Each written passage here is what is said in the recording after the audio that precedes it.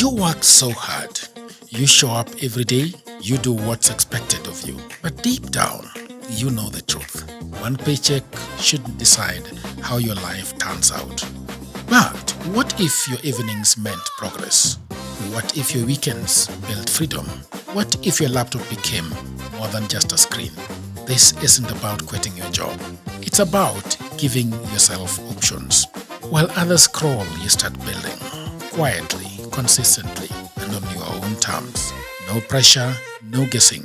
Just a clear system you can run after work, before work, or whenever life gives you a turn. That's what Goldmine on hustlesafrica.com is for.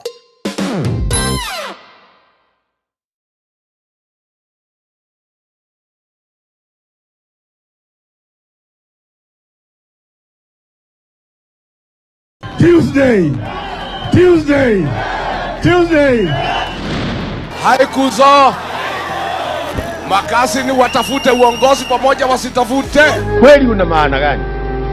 Una maana wewe ni binadamu ya mavi ya kuku. Mashamba yetu harambe. Nguruwe kujikanga na mafuta yake na Afrika itakwisha. Padani agosho ngai no mwega naende shode. Wakati hiyo ilikuwa ukisema ngwe ndani ngwe. Have you ever investigated a charge? Your Honor, this is my first time I'm investigating a charge of... Yeah. You can just say yes or no so that we don't take a lot of time. No, yeah. no, Your Honor. You have never. But currently you are the investigating officer. Yes, Your Honor. Yeah.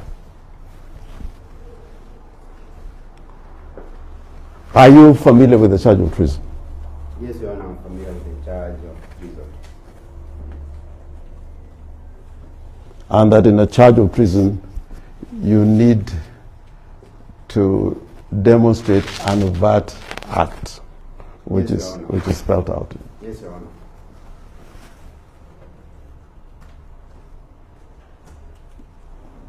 And which court has jurisdiction to deal with cases relating to treason? Trial.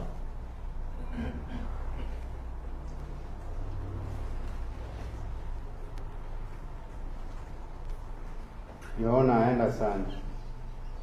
Is a treason charge triable? Treason is a serious offense. Yeah. Is it triable by a magistrate's court?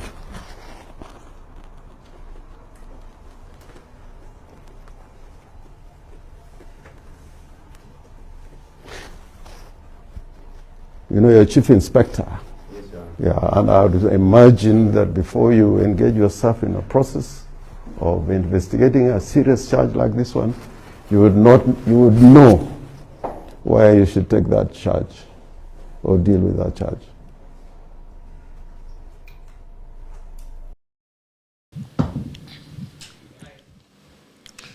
All right, hello there, people of the internet. My name is Ruto, and this is Political Eddy coming to you from the city of Glasgow at 7:30 in the evening. I am in the studio with Mr. Joachim Asimiyu. Yes. People of the internet, you remember very well that yesterday at the luxurious Wamunyoro home, we saw a very familiar figure, Mr. Jimmy Wanjigi. I called Mr. Joachim to tell me what is going on, and he did not pick up his call. Politics. I had to send a message and say, call me urgently, at which point he called me very urgently and asked me, what is so urgent? And I asked him, I want to hear what is the reason why Wamunyoro and Mr. Jimmy Wanjigi is meeting. Shortly after he had said very clearly and categorically that I do not like his brand of politics, that he stands on top of cars and shouts at people, that he's not that kind of man. I'm a man that is that know what this country needs. I want to deal with the debt. I want to deal with every other thing that affects our country.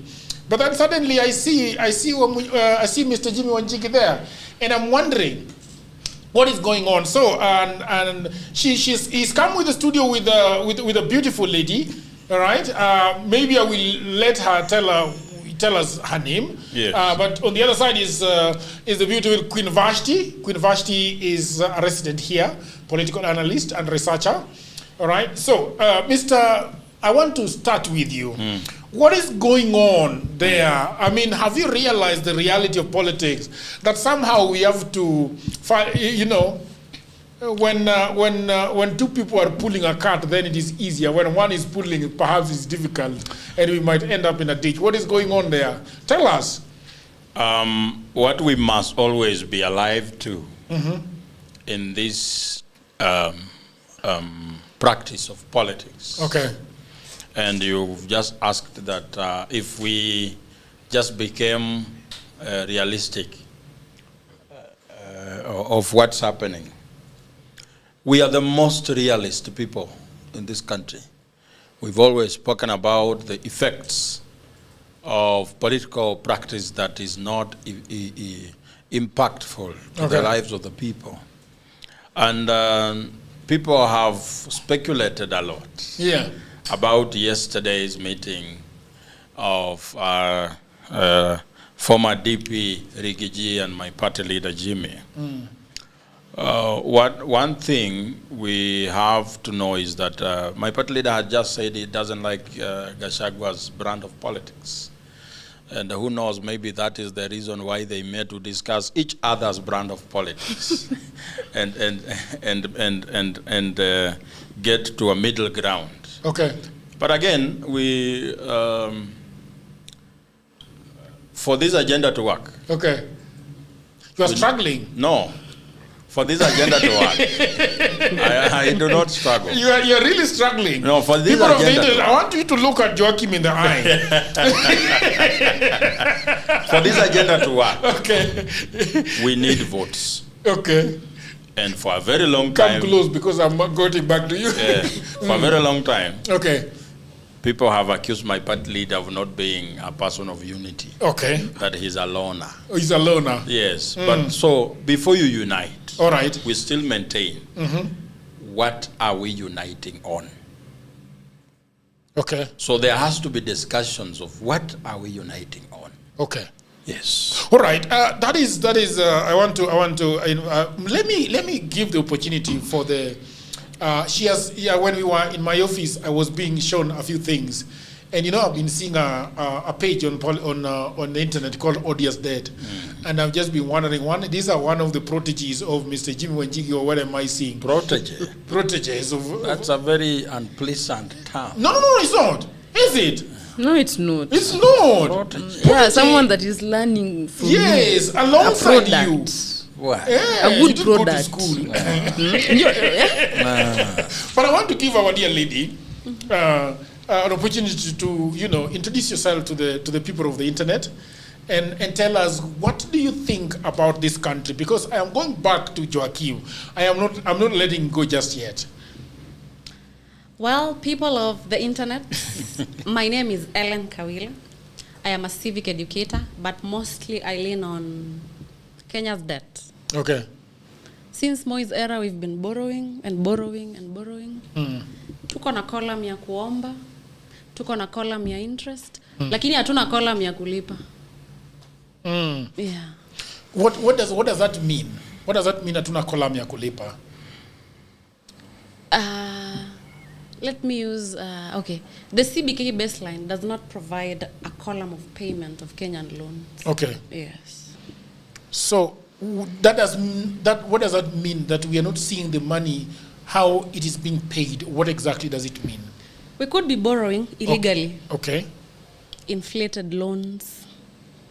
We borrow, we bring it to very greedy politicians who can't service back. Okay. And even if we service, the interests might be so high because they are illegal. So instead of paying loans, we are paying interest recurrently. Okay. Sometimes we default. The other day, the IMF did not want to give us a loan voluntarily. Okay. An international lender does not want to give you loans. Why? Because we are defaulting all the time. But there is a government guy that was here the other day and told me that we have never defaulted. We are the only people that have never defaulted. We keep defaulting? A lot of times. How does an international lender now pause and tells, we can't give you right now, you need to reservice those loans? Yeah. Why did they pause? Yeah. Right.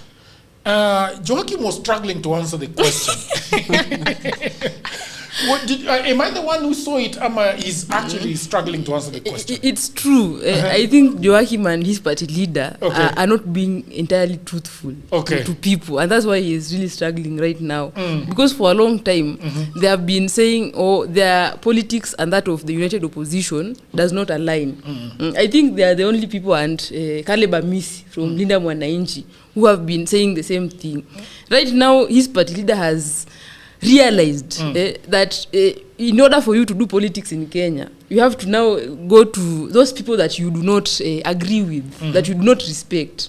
Because he does not respect Gachagua, he does not respect Kina Matiang'i, he does not respect those people. But even if you do not respect these people, they still carry some weight, a lot of weight in the political landscape of this country. Na ndio Joachim amekuwa the main person mwenye amekuwa akiendeleza hii agenda. As they are very different, they are better.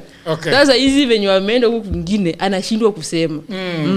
Atuambie tu ukweli hapo hapo. Mimi nimeshindwa kusema nini? Sema vizuri party leader alikuwa anaenda kufanya nini na Gachagua? Because it will be important, it will be more serious if we dropped the agenda we have.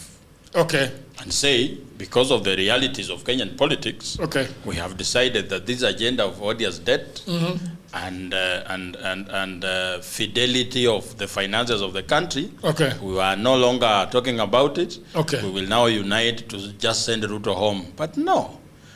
If you guys listen to my party leader's interview on Spice today in the morning, does he look like a person who has switched goals? Do you read some inconsistencies in his message? Jagero asked a simple question. Yes. What was Jimmy Wanjigi doing with Gachagua? A very simple question. Yeah. Which you could answer. I answered this question before he even asked. You went round and round and round. People will know. Eventually. People will know. But we still maintain that unity must be backed by an agenda. So let's go to the exact quoting from the social media pages. When we start with Rigathi Gachagua says something that is very important.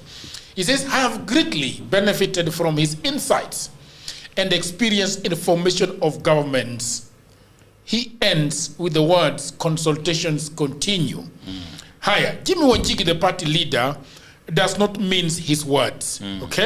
He says, thanks for the wonderful hospitality. You have a lovely home. We don't care, right? Consultations with my brother continue. But what he says, to end that, he says that Ruto must go is non-negotiable. If you put 1 + 1, these two gentlemen, brothers apparently, Mr. Jimmy Wanjigi comes from Wahundura, I believe, in Murang'a County. Yeah. Right. And obviously the gentleman comes from Wamunyoro. It goes without saying, right? Yes. So it's Wahundura and Wamunyoro. So there is no big deal. So these are suddenly brothers. It's not sudden, actually. It's not sudden. It's not? Disagreement in ideology does not take away the blood relationship. Yes. So the brotherhood is not sudden. Yes. So but then are we assuming that this is Mount Kenya Brotherhood? Is it Mount Kenya Brotherhood?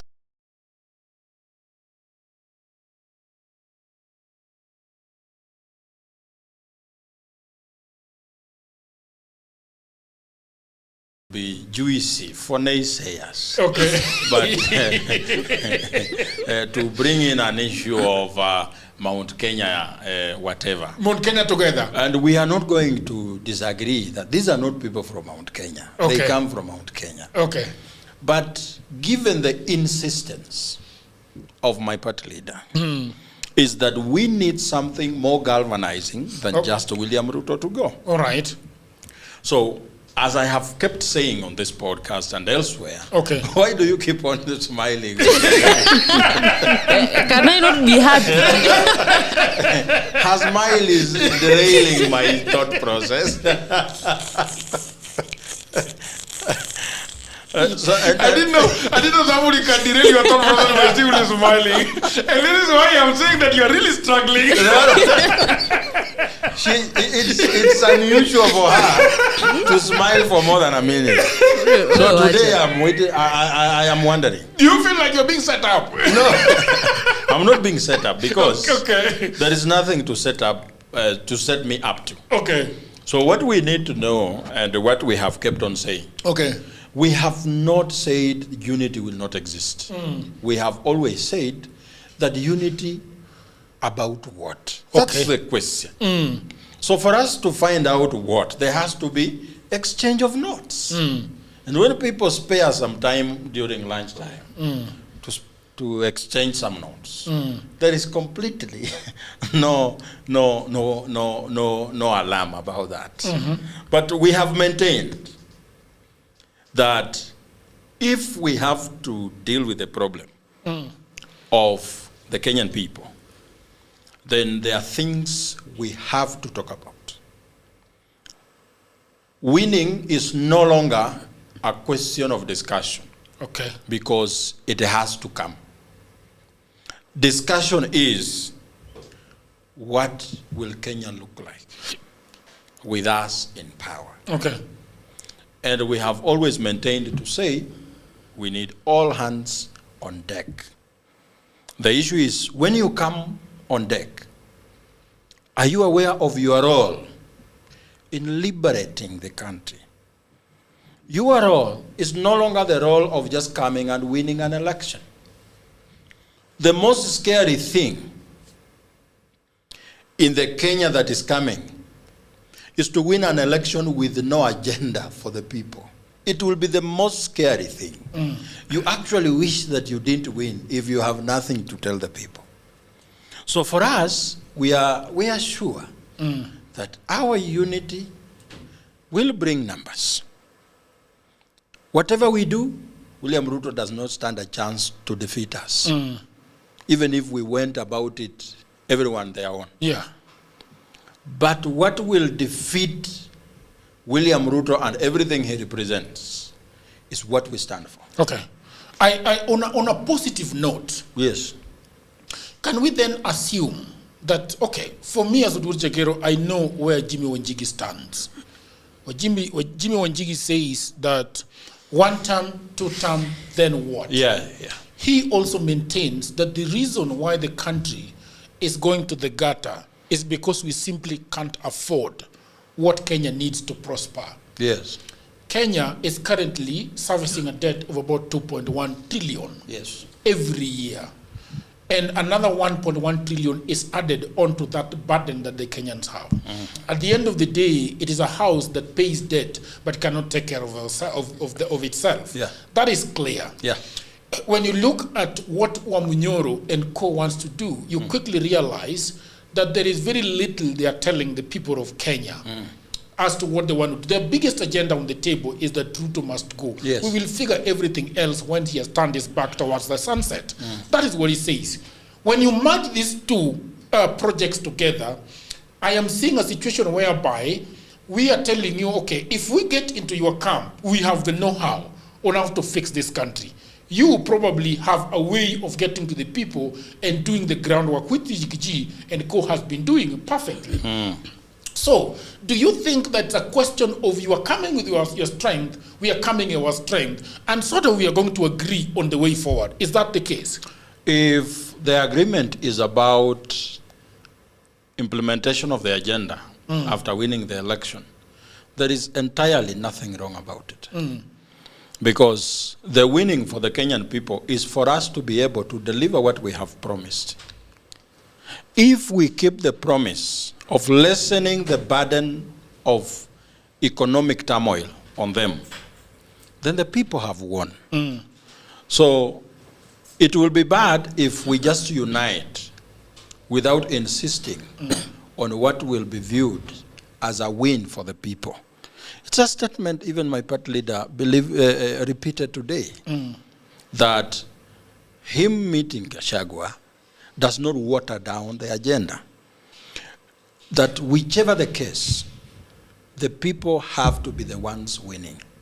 It's not about regional chieftains sitting down and deciding who among them is best suited. It's about sitting down and deciding what is the best for Kenyans. They are the global north of any unity, any discussion, any political practice. That still stands. Can I ask a question? I would like to understand how this collaboration is going to work. Because you are the SG of Safina Party. And as Safina Party, you have been talking about odious debt. And your party leader has said time and time again that if you go into government, you're not going to pay odious debt. And I have heard several people from DCP, like Fanya Mambo, were saying they have a different approach on this odious debt. They are saying it is true that we have odious debt, lakini just refusing to pay is not an option. So they are going to audit the debt, and then waone what they are going to do. So how will that work? Because you guys are adamant on that, and they are also adamant on what we have said. When we were in Mombasa, you remember, when my party leader mentioned his first executive order, he said that his executive order number 1 is suspension of debt payment pending an audit. Suspension of debt payment. That before we establish what is legal and what is not legal, we stop paying. When we stop paying, there is money that will be made available for the people that has been going to illegal debts. Because we are dead sure that 90% of our debt is illegal. So when we sit down, and we are telling everyone that when you win an election, the first brief on your table will be the financial situation of the country. We just had a chat with my sister here. How do you pay salaries? The first month you are in office, you need 80 billion. How do you carry out operation and maintenance for government? You need 150 billion. How do you now take care of other obligations of government if the available revenue is going to debt payment? So that remains the discussion. It doesn't matter who has tea with who. But the discussion is still the same. Some of the people might trivialize our agenda because they have not had a eureka moment with it. Okay. They have not really understood what we are saying. Maybe they have not paid attention because they don't think it's an issue worth paying attention to. But we have maintained that we are not letting this go. The other day I told you that we are having an ever-growing youth bulge. With no jobs, no opportunities. It's no longer about just winning an election. It's about providing services and creating opportunities for the people. So the formula that will provide those opportunities must be the one that is followed. So let Kenyans not do what? Lose faith. Okay. That maybe things are happening that should not happen. Yeah. And as Safina, we are realists. We understand that you might be having a different agenda, but we will preach to you until you are born again. Okay. And proclaim the sovereignty of a country and salvation of it, being not paying debt. Okay. My sister, what do you think about Wamunyoro meet yesterday, and the things that Jimmy Wanjigi, the party leader of Safina Party, said on Spice today? Collectively, Kenyans have no idea what's going on in Kenya. Okay. Economically, Deni and GCDF, we have no idea. So until you people sit down and understand NGCDF ilipeanwa for 10 years, it's 1 billion. Lakini ukiangalia hapo constituency yenu, hauoni proceeds ya hiyo pesa. County government zinakuwa financed over and over again. Developments in reference to that money is not there. That's why unaona mtu kama governor wa Nairobi anaitwa, anaulizwa maswali, anakataa kujibu. Mwingine wa Samburu anaitwa, anaona hapa ni kwa moto, anatoroka. Money was present, not properly used. Trust me, hata mimi ningekuwa kwa hiyo situation, hata mimi ningetoroka. Because there are some things they can't explain. Some return of revenue officers cannot explain how revenue was collected, used. Hakuna idea. So hata tukishout 1 term, 2 term, kuja, twende, rudi, we have to understand the basics. As Kenyan citizens. Juu sisi kama voters saa zingine tunakuanga washenzi. I am sorry to say that. Yeah. Hatujui chenye tunataka. Exactly. Yeah. I want to go back to Joaquim, but before that, I want to get to Vashti. Vashti, what is your overall understanding of Gachagua Wamunyoro deal? Because one of the problems I'm having, he has only seen Gachagua. He has not met with Matiang'i. He has not met with Sifuna. He has not met with all these other people that are also, part and parcel of this big united opposition. What do you think that having Mr. Do you think this is the right thing for Mr. Wanjigi to do? Before I get to that, I think the way my sister is talking here, it's a very patronizing way at looking at the Kenyan voter. Okay. It's true that the Kenyan voter is a very interesting and peculiar person, but you cannot say that they do not understand their needs. So what does that peculiar mean? They're just funny people. What I'm saying, they are funny people. You just don't want to call them washenzi.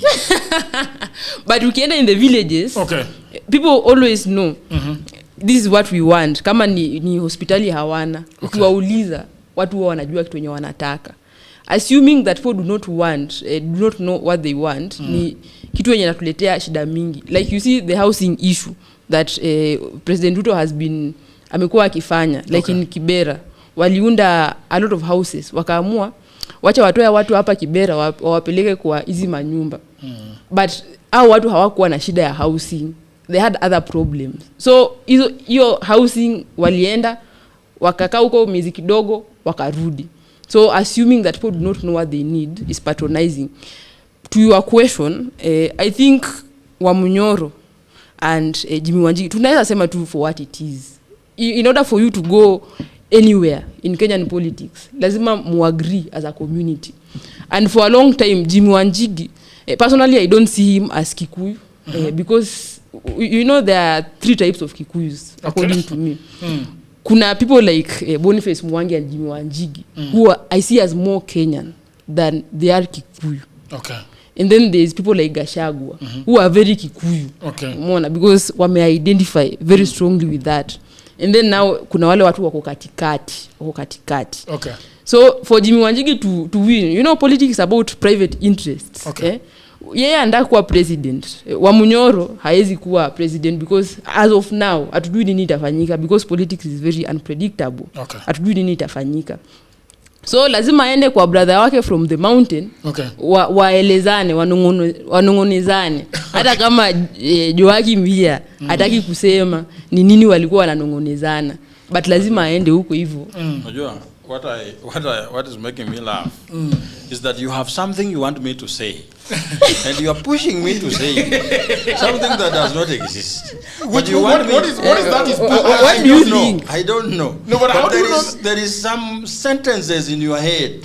So when you're asking this question, do you see those sentences? No. I can see them in your comments and questions. There are people already talking. You see, these people talking, they have been given fodder today to now cast as passions. But we still maintain. You see, we have always been realists. Exactly. Sasa watu tunawauliza kwamba wewe kama kuna chama haiwezi afford for a minute kukuwa very arrogant, ni Safina. Yeah. Sisi, we want to speak to Kenyans, whoever you are, to understand the kind of problem we are in. We cannot say we will not speak to Jagero. Okay. We will only disagree with what you are saying. All right. And say whatever Jagero is saying cannot work. Okay. And part of it can work. We are very pragmatic. We agree. You know, the problem with your statement is I have heard you several times being very righteous. Ukisema people of the United Opposition are very tribal bigots and tribal lords. Mimi nikatumia neno bigots. Tribal bigots. There is something in language. I think Vash is lying. No, I'm not lying. I'm not lying. I am usually very cognizant of the statements I use. No, you know. I think that you talking or saying tribal bigots is your own paraphrasing. Yes, paraphrasing is allowed. But I also I've sat with Joaquim for a long time, and I think that perhaps you are referring to the term legacy politics rather than tribal bigots and things like that. Give the man his flowers. He has not been that aggressive against those other people. It is what it is. It is what it is. You see? Yeah, but anyway, you are in a corner. You are being pushed thoroughly, and I love it when you are sweating. One thing I must say. Yes. And as people who are sort of doing these conversations, once you have done this major moves, and I feel like Jimmy Wanjigi putting on his Sunday best, yes, and showing up at Wamunyoro. And you know, talking about the beauty of the compound, which is well shaven, it's beautiful. The well manicured, yes. It's manicured and well done. Okay, we expect you to say more rather than just a few sentences. You see, we have a very long time. Okay, and I think that is fine. The last question that I want to ask you, as we progress to other issues on the table, is when do we expect a proper statement from you? Because you can't just tell us consultations continue. I will not be specific. I will not be specific with timelines. Soon. But some of these things... Kengele ya IBC inapigwa hapo. These things have nothing to do with IBC's bell. That's a formality. Yeah. People are doing their thing regardless. Okay. These things, the happenings of politics, sometimes they do not even need statements. Okay. People will just see for themselves what will happen. Okay. Because we do not want to look like we are the ones giving people direction. The people must decide what is good for themselves. So if there is a statement we will be waiting for, it's a statement from the people. Okay. To tell us what's the best direction. But again, I have seen some Kenyans here. Okay. You see, I like following the town hall. The other side. There is someone called Daniel Mbogwa. Okay. He's saying you can't just wake up and stop debt payments because the Constitution doesn't allow you. Which, you see, these are naive statements that people are saying because they want to pull the rope towards the side they are supporting. So what is the meaning of this statement? You can't wake up and stop debt payments because the Constitution doesn't allow you. Which Constitution? Because when we say the debt we are being told to pay, we didn't take it, is that defaulting? I don't think you can default on what you did not participate. Yeah, what we are saying, you see, Kenyans are saying you will have consequences. You cannot have consequences for refusing to pay what you didn't borrow. Okay. Maybe they're talking about the economic consequences. So what economic consequences when you stop paying what you didn't borrow? We have talked a lot about this issue before. Joachim is running away from the Wamunyoro issue. I want to move on from that conversation because I think that you have answered them a lot of, maybe that person is a new person here. But I think in as far as debt is concerned and the paying and the defaulting, Joachim has been extremely clear on each and every part of it. He has explained it. If somebody is not understanding what Joachim is saying, they should just say they don't agree. Yeah, they have just chosen. But not that they don't understand. Yeah. They don't just agree. And because also there are so many people talking about it in another way. So, Mr. Joachim, yesterday but one, there was a shooting of a gentleman you know so well. Yes. Mr. Cecil Ouma. Cecil Ouma. And when I spoke to one of the close people of Ces, they told me that the gentleman has not been living a good life. The goonism and the kind of chaos that he's been creating around himself. I am not sure whether you know this boy pretty well. And but the bigger question is, the youth PS is at Karioko, calling this gentleman to a participation of God knows what. At empowerment. Empowerment, okay? But then, the PS who is supposed to be figuring out how jobs are provided for by these young people, is calling them to a hall. And at the tail end of the day, is offering them some money, if we go with the official version of what was going on. And these boys disagree and say, look, we cannot work for this amount of money the whole day. Cecil goes back, apparently, and a squabble ensues. And this boy is shot. I am being told 3 times in the stomach. The bigger picture here is sort of goonism. You know, the government has figured out that people are jobless in this city, and and these young men and women are at the beck and call of the government. That if we want a crowd, we can quickly mobilize this crowd for you. The other person, somebody was telling me that there was money being given out where the president was opening the bypass at the junction. And I'm wondering, why would money be given at such a place? Why do you need a crowd?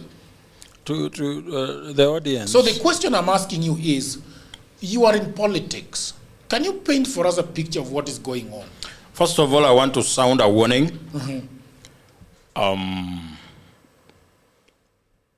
To everybody who is being used as a goon.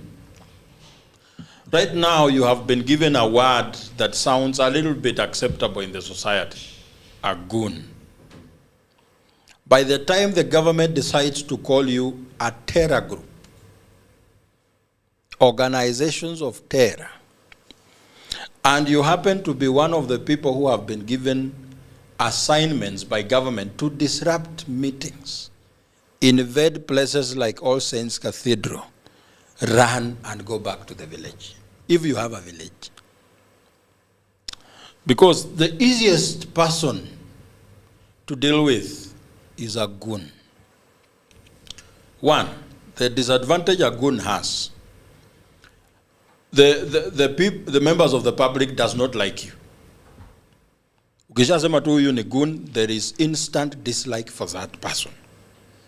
Two, the government is looking for you to kill you to sanitize its own name. So where do you run to? The government will give them another name, a terror group. Right now they are being used by this same government to serve a political score. But it's the same government that will turn against them before we even do. So when we say goonism is bad, it's not because we are talking about ourselves. It is first bad to that goon. Do you know why it's very hard for you to say justice for Cecil Ouma? Because some people believe he deserves what he got. And when you even look at the comments. And that is what I want you to be bold about and tell me about this issue. Because where do we draw the line? Because right now, if people are being heard saying that he deserves what he got, then some people are saying that we are victim blaming. All right? Like she was telling me the other day, that is victim blaming. But we're not talking about the issue of goonism, but continue. But so what are we saying now? We are saying this. I have always told you that we have for a long time treated symptoms instead of a real causative agent. Goonism is a symptom of lack of jobs, idleness among the young people. So before we even apportion blame, how do we get goons out of the streets? By making sure that they are busy, doing something productive. It means that the opportunities available are fewer than the people who are looking for it. A human being is wired to survive. So when you have lost all option, you therefore do anything available for you to survive today and see tomorrow. These young people who are being rounded up, mobilized by government to come and shout two-term the whole day, it's because the government knows they have nothing else to do. So you are taken from Kariobangi, you are taken from Mukuru, you are taken from wherever, you are bundled somewhere to shout two-term. Because you expect at the end of the shouting, at least utafinywa kichwa ya Kenyatta kwa mkono. How much is kichwa ya Kenyatta? It depends with hiyo kichwa ya Kenyatta imechorwa kwa noti gani. Like for instance, you have been asked to mobilize 60 people. Okay. And you come shout. I am sure when you tell a person like Cecil to mobilize 60 people, you are not asking him to mobilize regular members of the public. You are mobilizing people who have the ability to either stop an event or protect it. So in other words, umemwambia nikuje na goons 60. After the event, unampatia 10,000. Assume wewe ni Mila. Cecil Ouma. Assume wewe ni Cecil. Umemobilize watu 60.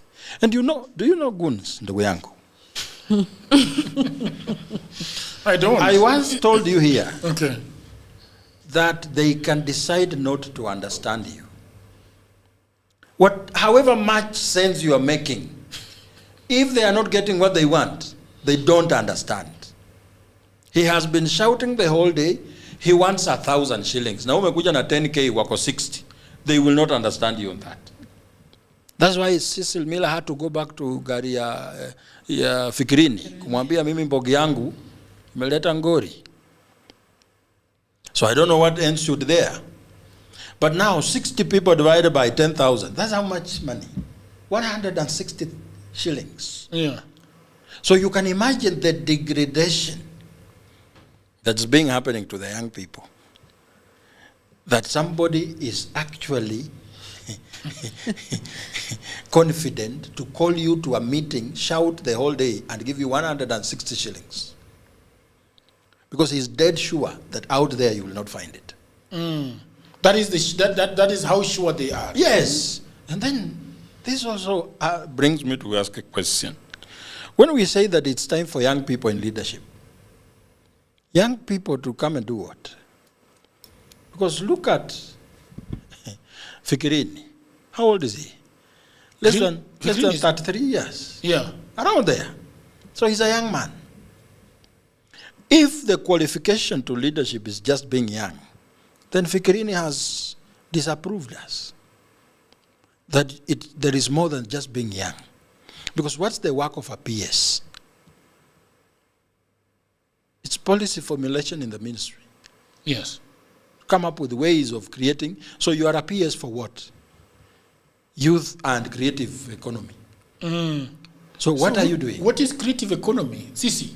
Vitu kama hii. Fikirini. Yes. It's something that was created to appease the young people. There is nothing substance about it. Because what have they done?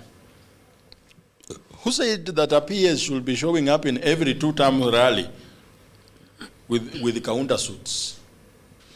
He's very obsessed with those counter suits and specs. Yes, good.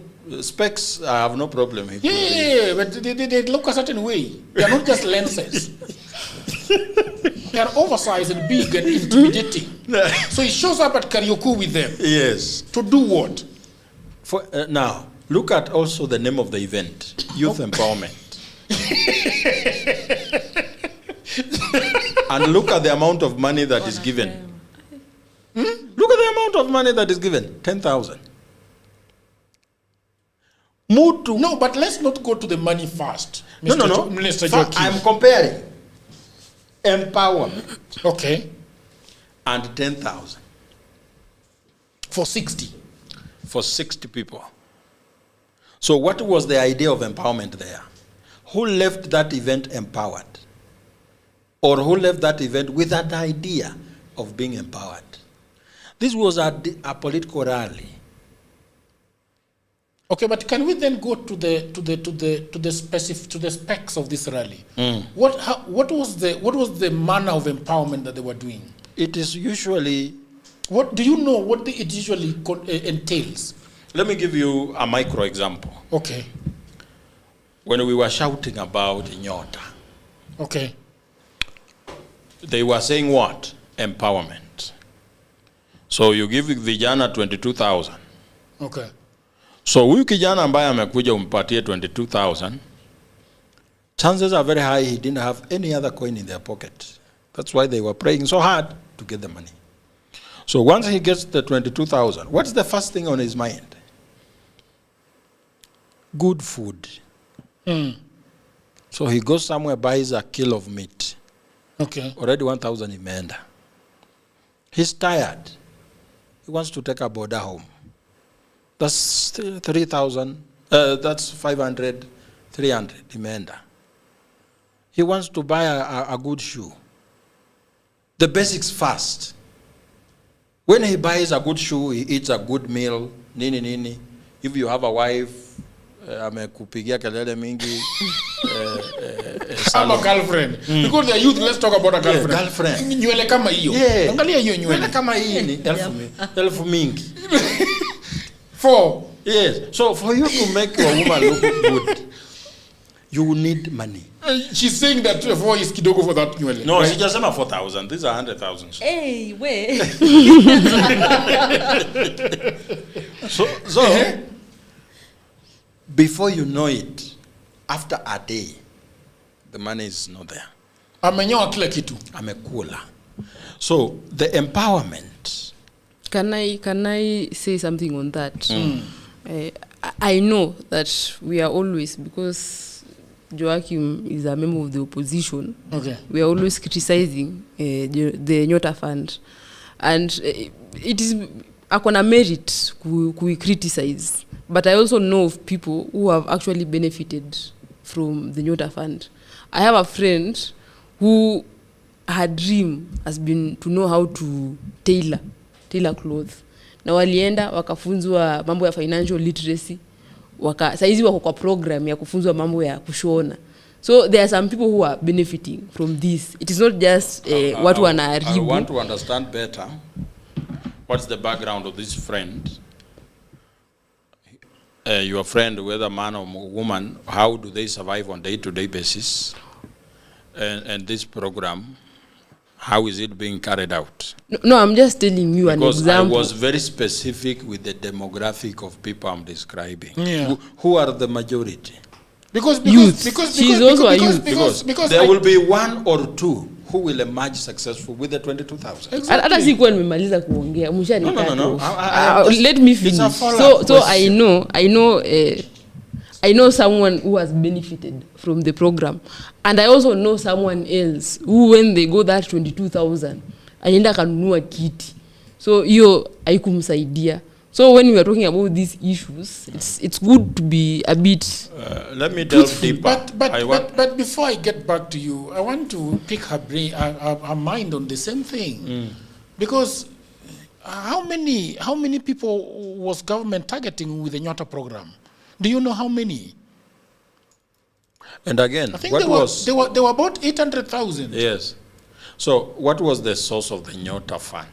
It was borrowed. Yes. From World Bank. Yes. What does that mean? We are paying it back. That whether you got it or not, you will pay. Yes. So, and it means what? When you get money to help young people empower themselves, and you spend most of it on logistics in rallies to attend those, to come up with those rallies.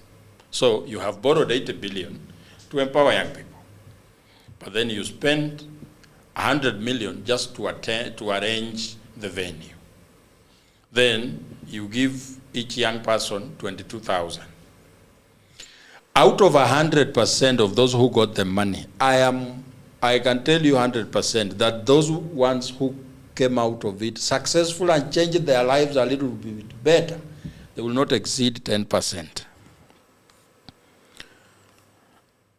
So, in this empowerment, we are not against empowerment, but the manner through which you are empowering people.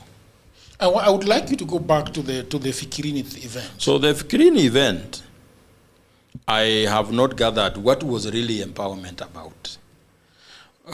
Was it a workshop? Was it access to capital? I do not know. I've listened to Fikirini quite a number. How do you like him? I think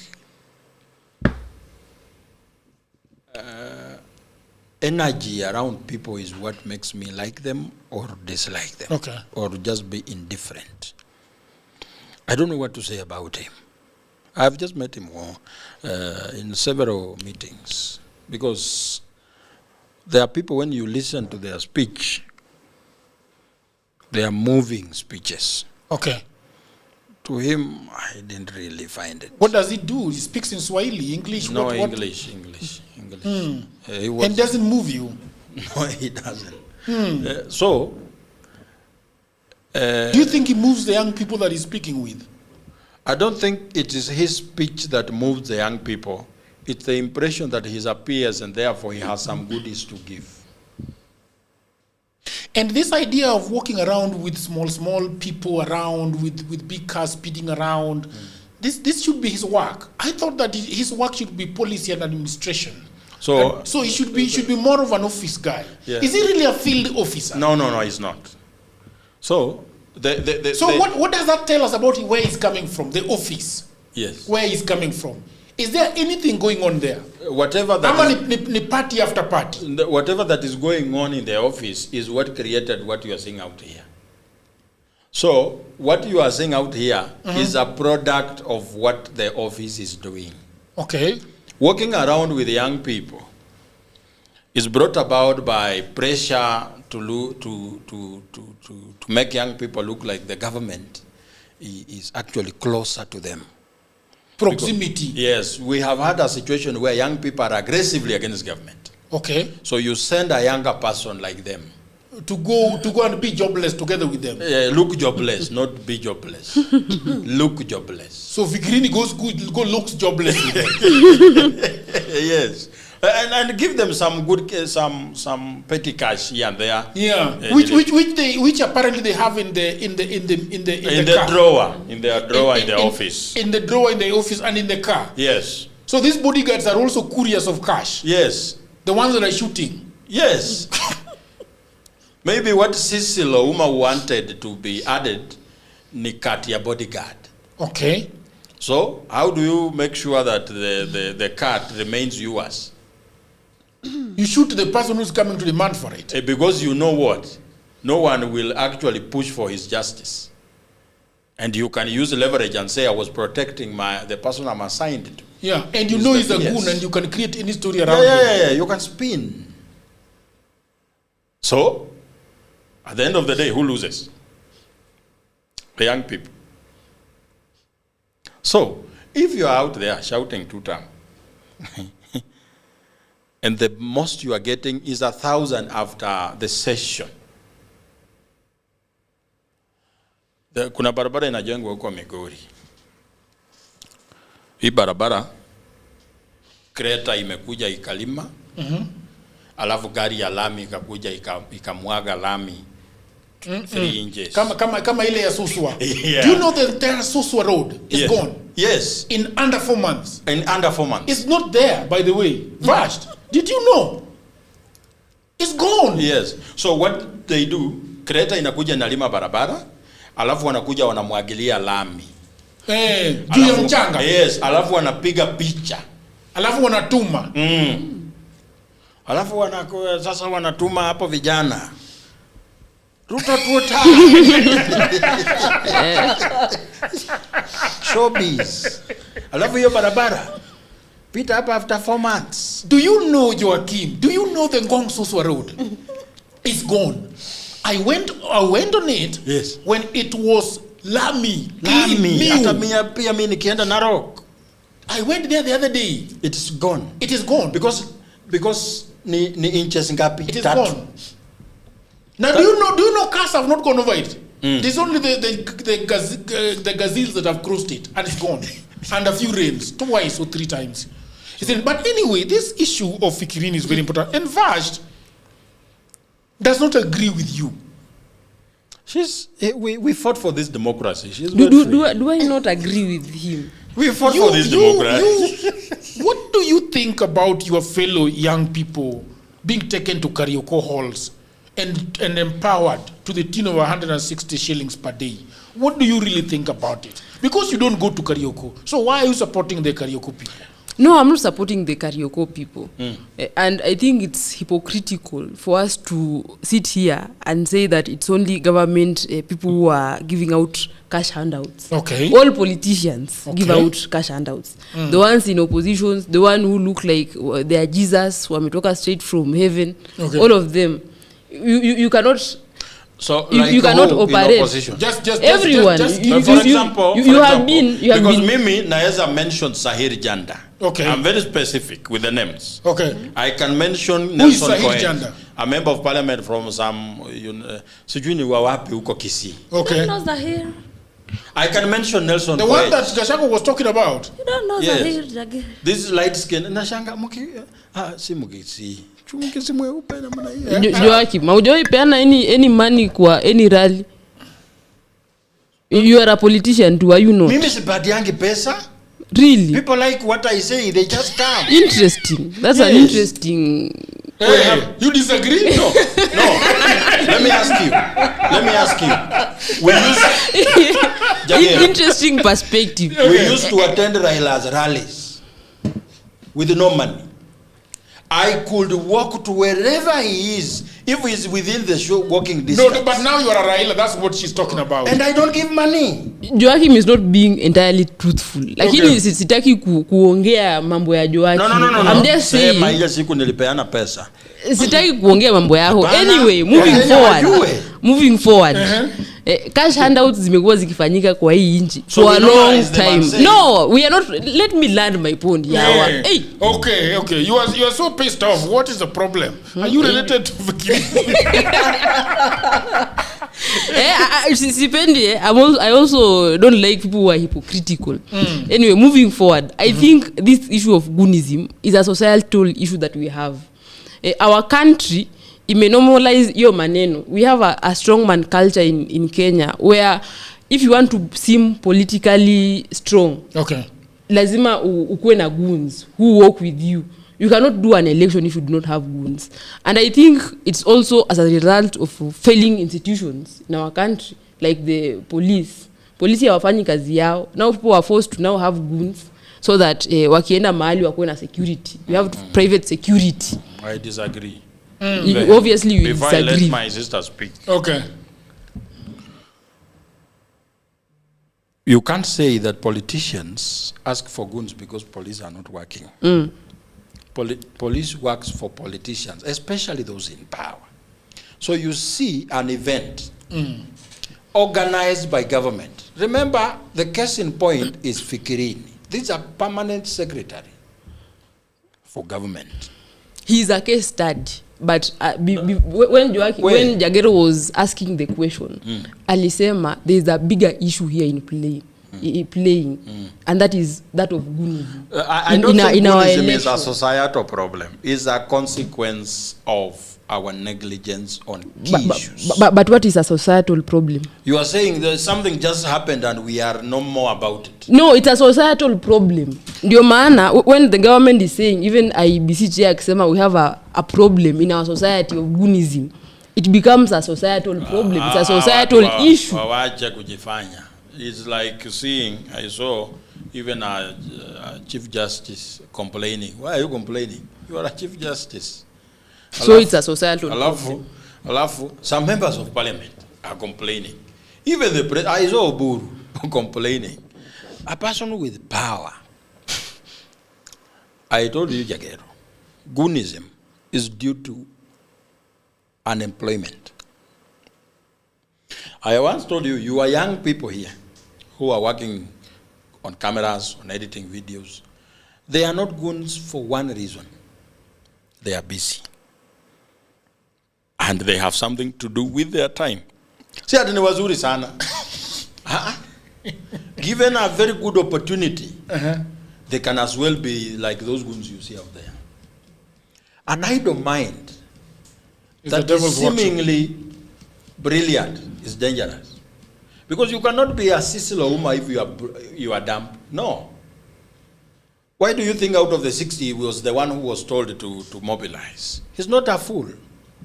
He knows. I think Vasht, what I think that we are seeing, and the issue that we are prosecuting here is that I am not blind to the fact that other politicians also organize goons.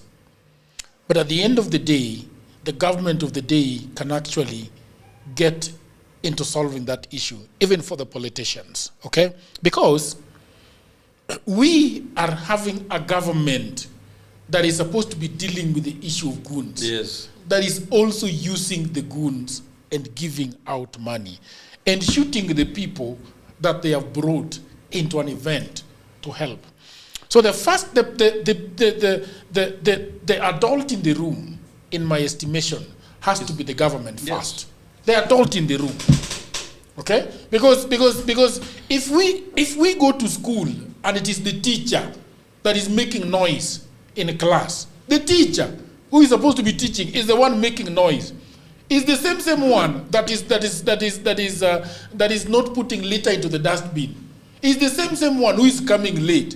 He's the same one who is doing all those things that he's telling the kids not to do. When it reaches a point where we are supposed to look at the order in schools, then we must first of all realize, okay, the teachers that are teaching and the principal that is there, what are they doing? Where are they putting their litter? Okay? What kind of behavior do they have in school?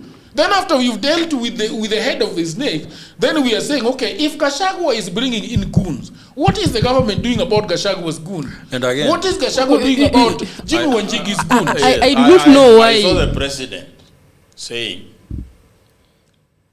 accusing Gachagua. He was saying, aliua watu. He was saying some things. Yeah, aliua msichana mwenye alikuwa na mimba. It was you can imagine a president, commander-in-chief of all armed forces, saying, wewe Jagero, wewe uliua mtu. Kwani mtu anatuona sisi aje? Na unatembea. So how big is Gachagua if he actually killed someone? Why don't you use the criminal justice system to show the world and provide evidence that look at what Gachagua is? Because you are not an activist, you are a president. When we complain about goons, huyu mtu mwingine anavaanga miwani anaitwa nani? Sijui. Raymond. And the people are just coming up with stories. The latest abduction, alisema they are abducting themselves. The most foolish statement I've ever heard is saying that people are abducting themselves. Look at Lichuma. Look at Ojiro. Look at huyu mzee anafanana na Kenyatta. There are pictures of how he was being arrested. We even have videos of people being bundled in Subarus. We have had people turning up dead. Alafu nasema, they are abducting themselves. Ukimusumbua ati hata hao opposition pia wako na goons. Ayawa. So if opposition has goons, what are we supposed to do? I think you guys were intentionally misrepresenting or misinterpreting what I was saying. Because this issue is a nuanced issue. Okay. Tukiongea hii maneno, inafaa tukue wote tunasema ukweli. Na ndio to move forward. Okay. It is true that all politicians wako na goons. And as I said, goonism culture is as a result of failing institutions. Kwa sababu polisi hawafanyi kazi yenye inafaa wafanye, judiciary haifanyi kazi yenye inafaa wafanye, president hafanyi kazi yenye inafaa afanye. That's why we have that culture. Lakini nyinyi wawili, because you like being argumentative, mmeamua kitu yenye nasema is wrong. The existence of a podcast is argument. The reason for existence. Mr. Tindi Mwale chaired the National Assembly Public Accounts Committee, okay? And they were talking to Commissioner Dr. Moses Alutalala Mukwana that says only official candidate agents will be allowed at tallying centers and non-agents will be barred from coming within 400 meters of them. The 400-meter perimeter is stressed is legally yours. Beyond that, he appealed to political leaders for help. Okay? And he said today that all goons have their bosses. Where are you leaders? If you stop paying them, we will stop these problems of goonism. You are telling us to stop them, but when you go back home, you fund them and then blame us. Okay? He said super agents politicians push onto the commission are a part of the problem and play to apply electoral code of conduct indiscriminately without favor to any political side. The commission is currently mapping goonism hotspot. Kisumu. And will release data once ready. So it's another inquiry. He has mentioned Kisumu. Yeah. Goons in Kisumu are very rich. They eat in Java. I want to know, you come from the Luo community. Yes. Why are most goons from your community? Because most goons are Luyas and Luos. Ndio nataka kujua what is the historical.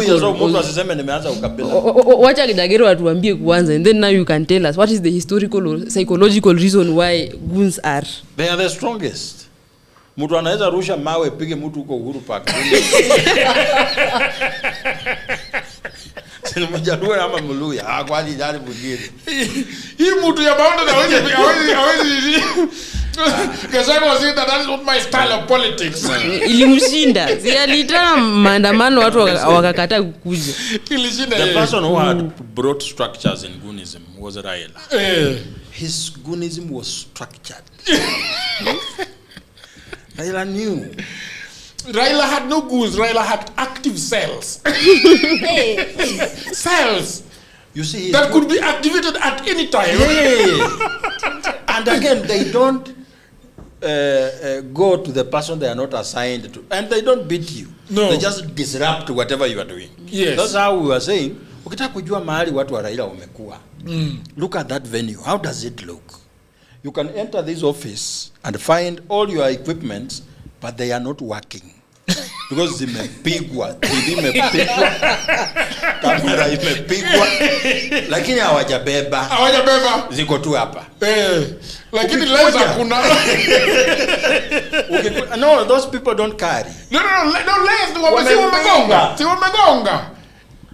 Lakini ukikuja upate, goons waliingia hapa, but a camera is missing. Those are not Raila's people.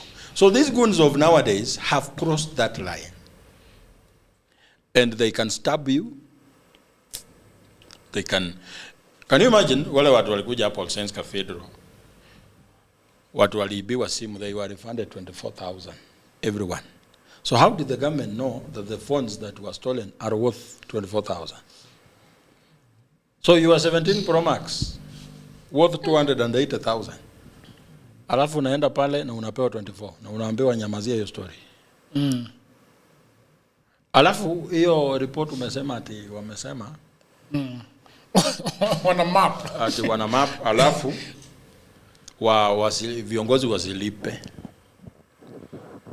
Viongozi wasipolipa, do you know what will happen? No. Goons have been emboldened to do goonism without people paying. Without politicians paying. How so? All you need to do as a goon is to identify where the rally is. This time around, you do what politicians tell you to do without them telling you. Okay. You terrorize the people, steal from them. So what's the benefit? The valuables they will be picking from people.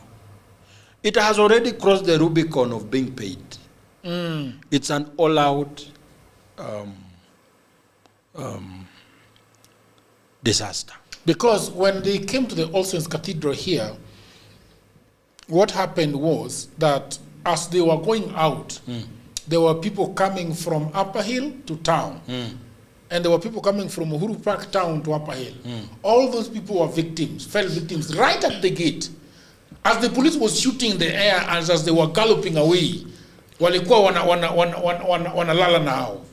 So by the time they left, there were clothes on the road. Si wanararua wakienda. Do you know what gave them that confidence? They had police. Kuja karibu na mic. They had police among them. They had the police among them. And I wonder if Cecil Ouma was one of them. Because we can believe in whatever we want to believe in, but don't break into a church. Don't. Hautaenda mbali. Mungu haishi Kayole. God does not stay in Kayole. Eti utaenda ujifiche Kangemi. Hey. Watu wako tu hapa, mtu wako tu prayer room anaimba na unaingia tujueni good umetumwa sijui na nani. Okay, we have a big story about the NTSA. Vash says that she's not going to be talking about it for whatever reason. NTSA. Oh, I understand. No, I understood him. No, I will not say why. We will talk about it with Ellen. Yes. She's a conflict of interest. Wacheni maneno bwana. You are going to us right now. It was working with NTSA. Okay, so I don't know if we have that video, but I don't think we have it. When Rigathi Gachagua was talking about how they have made up NTSA, that kuna watu ya Ruto yenye wameenda huko wakaanzisha kampuni na hiyo pesa ikitumwa inaenda kwa familia straight bila kupitia huko NTSA. And NTSA has been making so much noise and coming out guns blazing and saying this is how you pay for it. And they're saying that an accountability feature arguing the National Transport and Safety Authority, NTSA, has a pattern of recurring regulatory and administrative blunders, most recently over its plan for mandatory annual inspection of private vehicles. The policy is this, people of the internet. New policy rules would require annual inspection of all private vehicles older than 4 years. Tighter school transport requirements and new commercial vehicle rules. DG Nation Kondiwa defends them as road safety and national security measures for a cleaner vehicle registry, citing that private vehicles and motorcycle cause 62% of accidents, denies its money-making scheme. So, amid uproar and after courts intervened, NTSA suspended enforcement until early next year. Kondiwa said traffic officers won't enforce the inspection requirement in the meantime, and enforcement waits until centers are automated. Rules were originally due to take effect on July the 1st. Okay? So, there is a capacity gap. People of the internet, NTSA admitted it has only 17 government inspection centers, hoping to exceed 100 elsewhere, cited as 87 next year, casting doubt on inspecting millions of cars. All right? Lawyer Steve Kabita called lack of preparedness a major blunder. The Motorist Association of Kenya which is headed by Chair Peter Murima, says NTSA lack capacity, number one. They lack legal backing, number two. And they lack, number three, proper public participation. Therefore, there is a constitutional showdown. NTSA reportedly secured National Assembly approval, but bypassed the Senate. So Senators Stuart Madzo, Dan Manzo, Boni Halua, Ledanson Mugatana, Ledama Olekina threatened to recall the regulations under the Statutory Instruments Act. Why threaten when you can just recall? No, they are not recalling, they are threatening. So what are they looking for? So do you hii mambo ya Gachagua anasema pesa inaenda kwa Ruto's family? I think the issues are there that I saw Helen say something about it. Yes, Helen, what do you think about it? Weuru. When the NTSA chair alikuwa kwa hii interview, I can't remember the TV station, aliulizwa swali, kwa nini hailipwi through a citizen? Okay. Wakasema ni fraud. Okay. Hata sisi tumekubali. So akasema ni what is fraud? Ati kuna fraud is fraud. Even though alisema? Yes. To avoid fraud. Alisema nini? You seem to know a lot of things. Let me restructure. Yeah, akusema hivyo. Let me restructure. Citizen iko na fraud mingi. So walikuwa ni kama wana minimize with another version of paying. Which is? Relax. Paying through Cherono. Sasa, you want to tell me, hii nchi mzima, hakuna mtu angeitwa aunde dashboard ya paying fines peke yake, yenye iko na logo ama hiyo sticker ya NTSA? Wakati inalipwa, mbona inaenda to someone's name? Actually, hiyo ndio issue. Kwa ni M-Pesa? Exactly. Kwa nini inaenda kwa jina ya mtu? I mean, I don't understand the way properly. But to whose name does it go? Anaitwa Cherono. Yeah, Cherono. All Kenyans are paying to a single person. There is ile inaingia kwa NTSA, alafu kuna ile inaenda kwa Cherono. Ingine gani? See, you can pay and it goes to NTSA. Someone pays and it goes to Cherono. No, but it doesn't work like that because we are all paying through the same way. So that's why people are asking questions. Hiyo loophole hapo ni ya nini? Ama hiyo pesa inaenda kwa Cherono na kwa nani? How comes that some money goes to Cherono and some doesn't? But how do you pay for it to go to Cherono and the other one to go to NTSA? Wangeiweka tu e-citizen ifike waibe. They're used to that. No.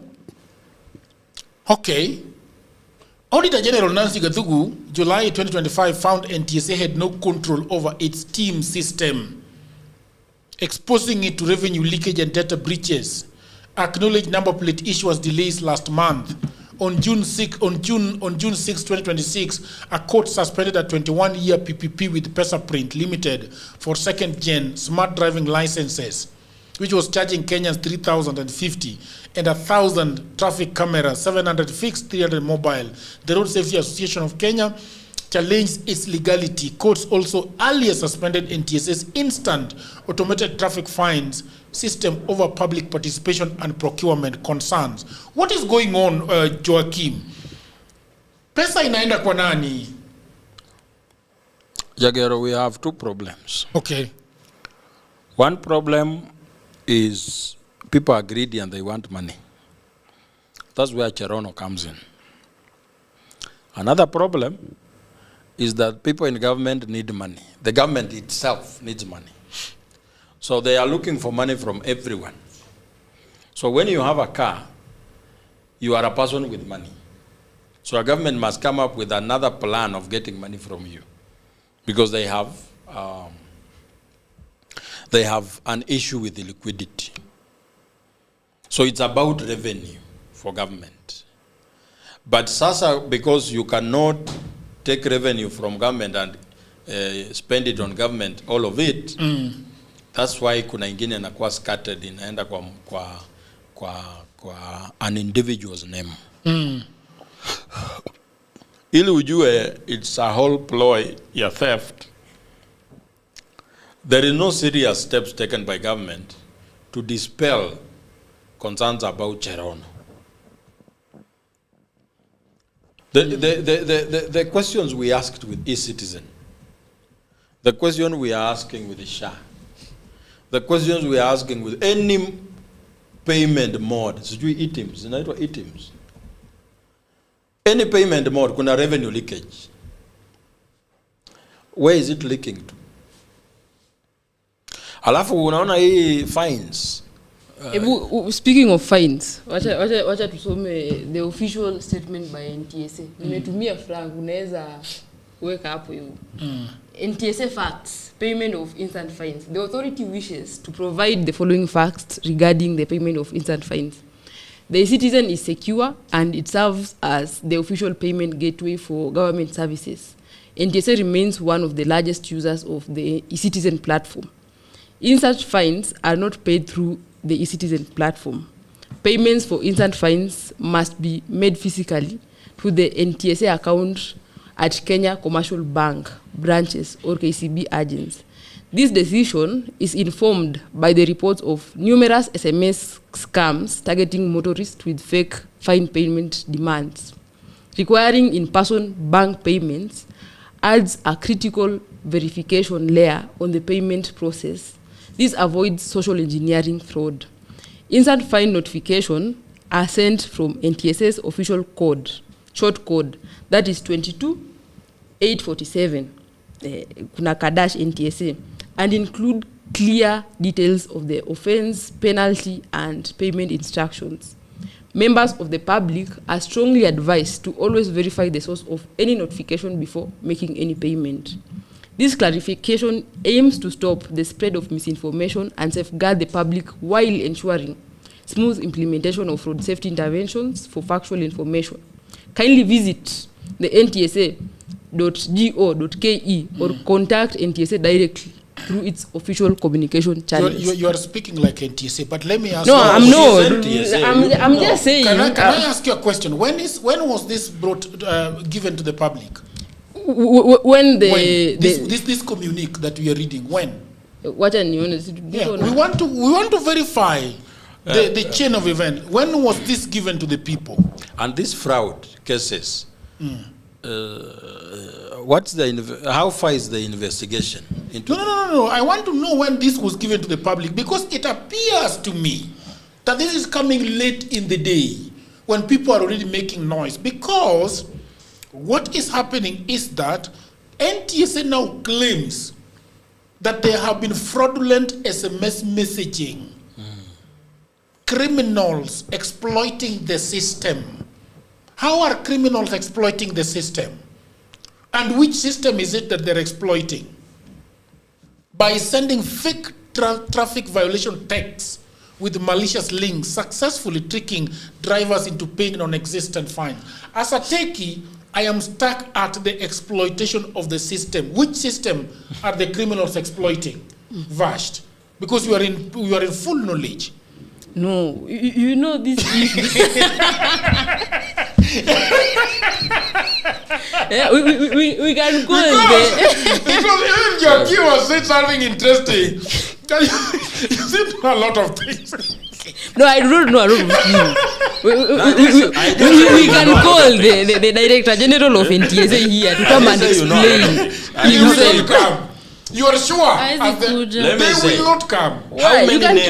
How many names have been mentioned having received money paid to instant fines? Okay, something else. Private names on receipts. Prominent public figures and drivers raise alarms when official fine transactions suddenly reflected private bank agent names instead of that of the NTSA. Why are we having a bank agent? While the NTSA clarified that these are intermediate bank agents, it has been deeply damaged public confidence. So suddenly now, there are intermediate bank agents collecting money on behalf of NTSA. It's like paying a bill in a hotel and the name reads someone else. Alafu mwenye hoteli anakuambia that's a bank agent. So, money does not come to you directly. It goes to that bank agent. Even if it's a bank agent, the money should read the owner of the account. The other thing is that I saw the map of NTSA showing us where they are going to have set up those traps. But if it is supposed to be 50 per hour, you have to, when you're driving, I don't know where this boy is, the driver. There is a town in Rift Valley. Sajangwan. No, the other side. After no, this other side, Suswa, Narok. After Narok, as you go up, yes, kuna mtego ya polisi. Okay, so as you slope down, you approach a center, and apparently there is a 50. Which anybody who goes to a driving school, you know that as you approach a center, you must maintain 50. That is fine. Yes. But you ought to be told when the 50 is coming to an end. Yes. Okay? Yes. So then, I see the 50. And they have caught me there twice. Wakaniambia nini pay hao hongo. Ukapea wao. Sipeni, sinanga hongo ya polisi. Napata wapi? Mimi sina kazi. For the last 16 years, I've never had a job. First. Okay? So, when they catch me, I tell them, police, tafadhali, ingia kwa gari, tuende, tuangalie mali naisha. Mimi nijuange next time. Ujui mahali naisha? Ujui mahali naisha? Hivyo ndo ananiambia, uangalie barabara, ujui mahali naisha? But there are 6 of them there. Kasema sijui, sijaona. So they refuse to get into the car to go and tell me where it is. You see, cases of suicide are very high. Yeah. So police can get into your car. I told them that mimi ukiniona nikienda Nairobi, naenda kutafuta kazi. Naenda kufanya kazi. Wewe ukiwa barabara umepewa kazi na serikali. Na kazi yako ya kwanza ni utulinde, tusianguke kwa kichaka. Lakini wewe umetuwekea mtego. Ya kwamba sisi tukupe pesa. Just do the right thing. Just do the right thing. Put it where it is supposed to end. Why are we hiding them? It's not about safety. I told you. It's about revenue. So anyway, I was landing. Yes. How can you tell people that this route is going to have a camera? This route is going to have a camera. But people are complaining that there is absent speed signage.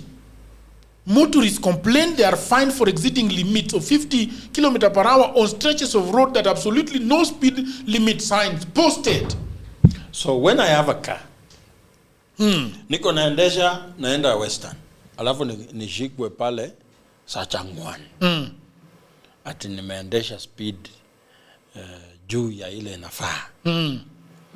So nitumiwe your instant fine.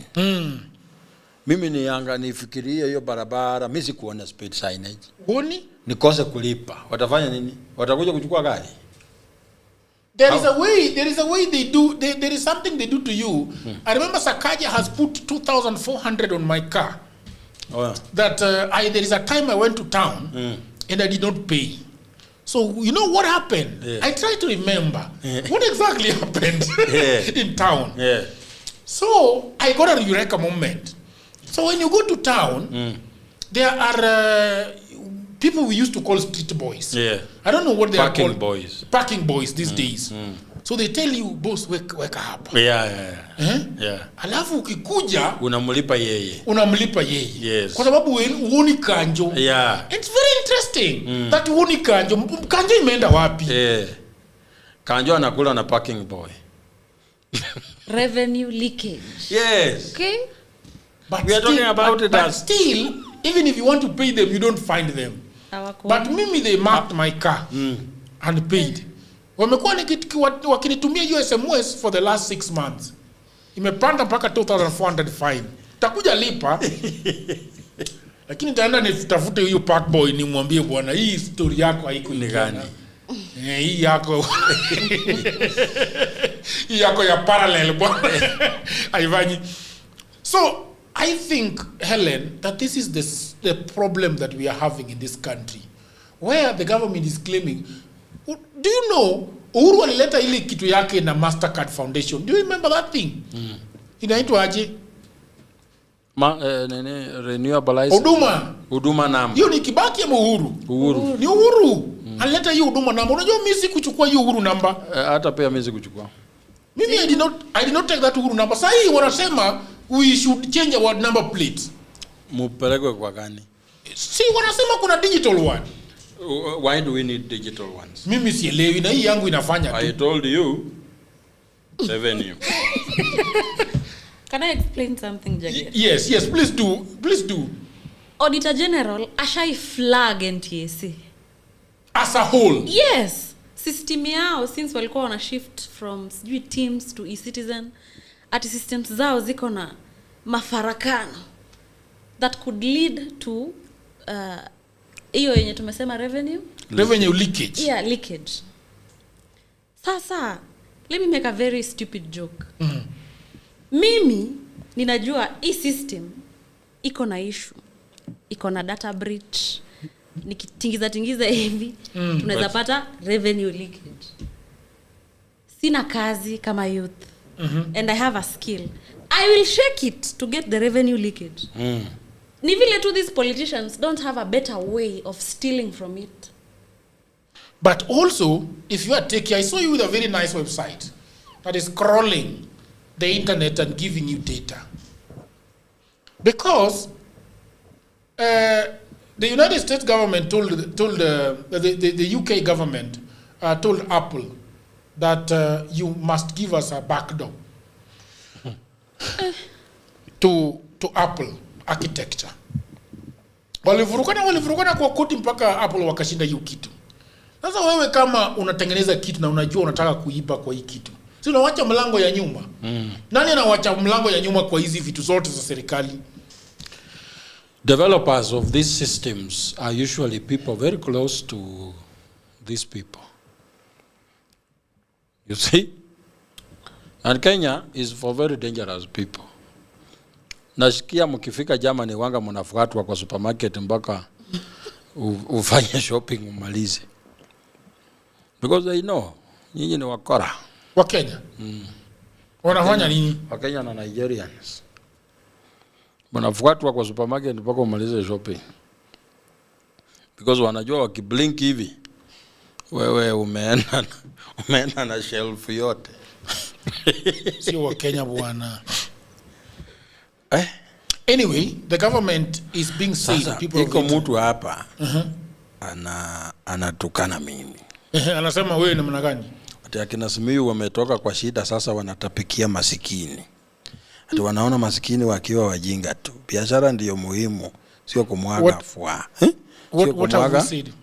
Sijui huyu anasema nini. Unajua wa Kenya sio kumwaga tu. Huyu anasema nini? Ati thank you verse for defending nyota. So huyu ni mtu amelipwa 527 akuja atetee nyota. Biashara ndio muhimu, sio wacha kiburi manze. Sasa huyu ni nani? You see? So tumetapikia maskini aje. Tumesema utility of the money that these people say ni ya nyota. Ilikuwa wizi, ilikuwa campaign.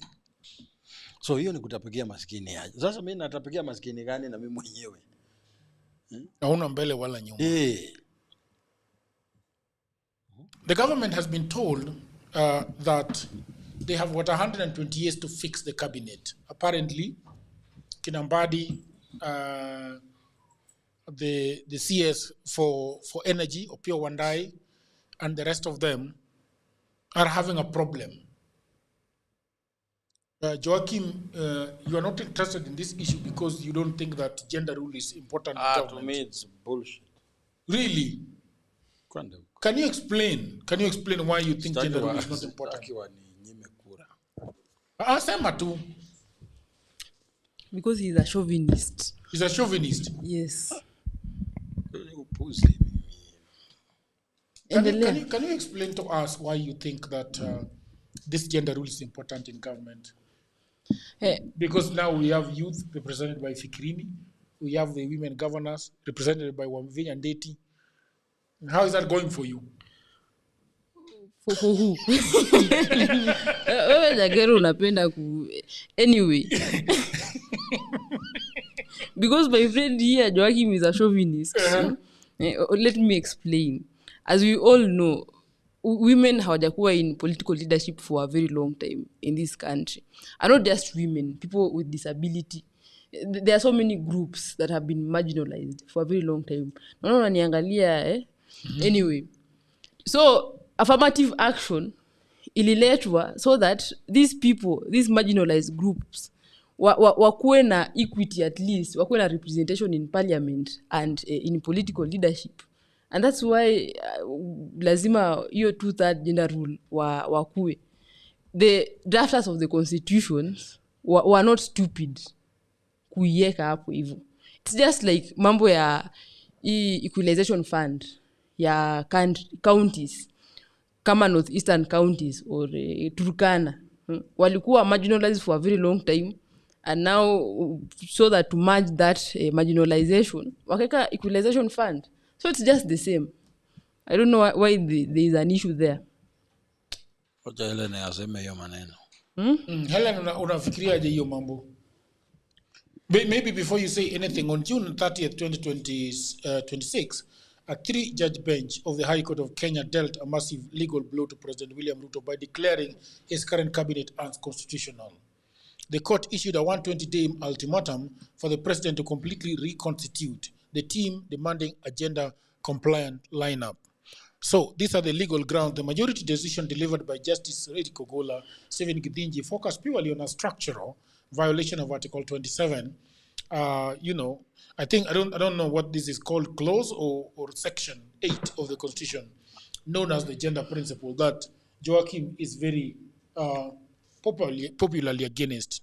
So there is a math deficit, apparently, people of the internet, because under the Constitution, the full cabinet roster, which includes the president, deputy president, attorney general, and 22 cabinet secretaries, tops out at 25 members. Now, there is a threshold that is demanded for by the Constitution, which says the law strictly dictates that no single gender can occupy more than 2/3, which is 67% of a appointive public body.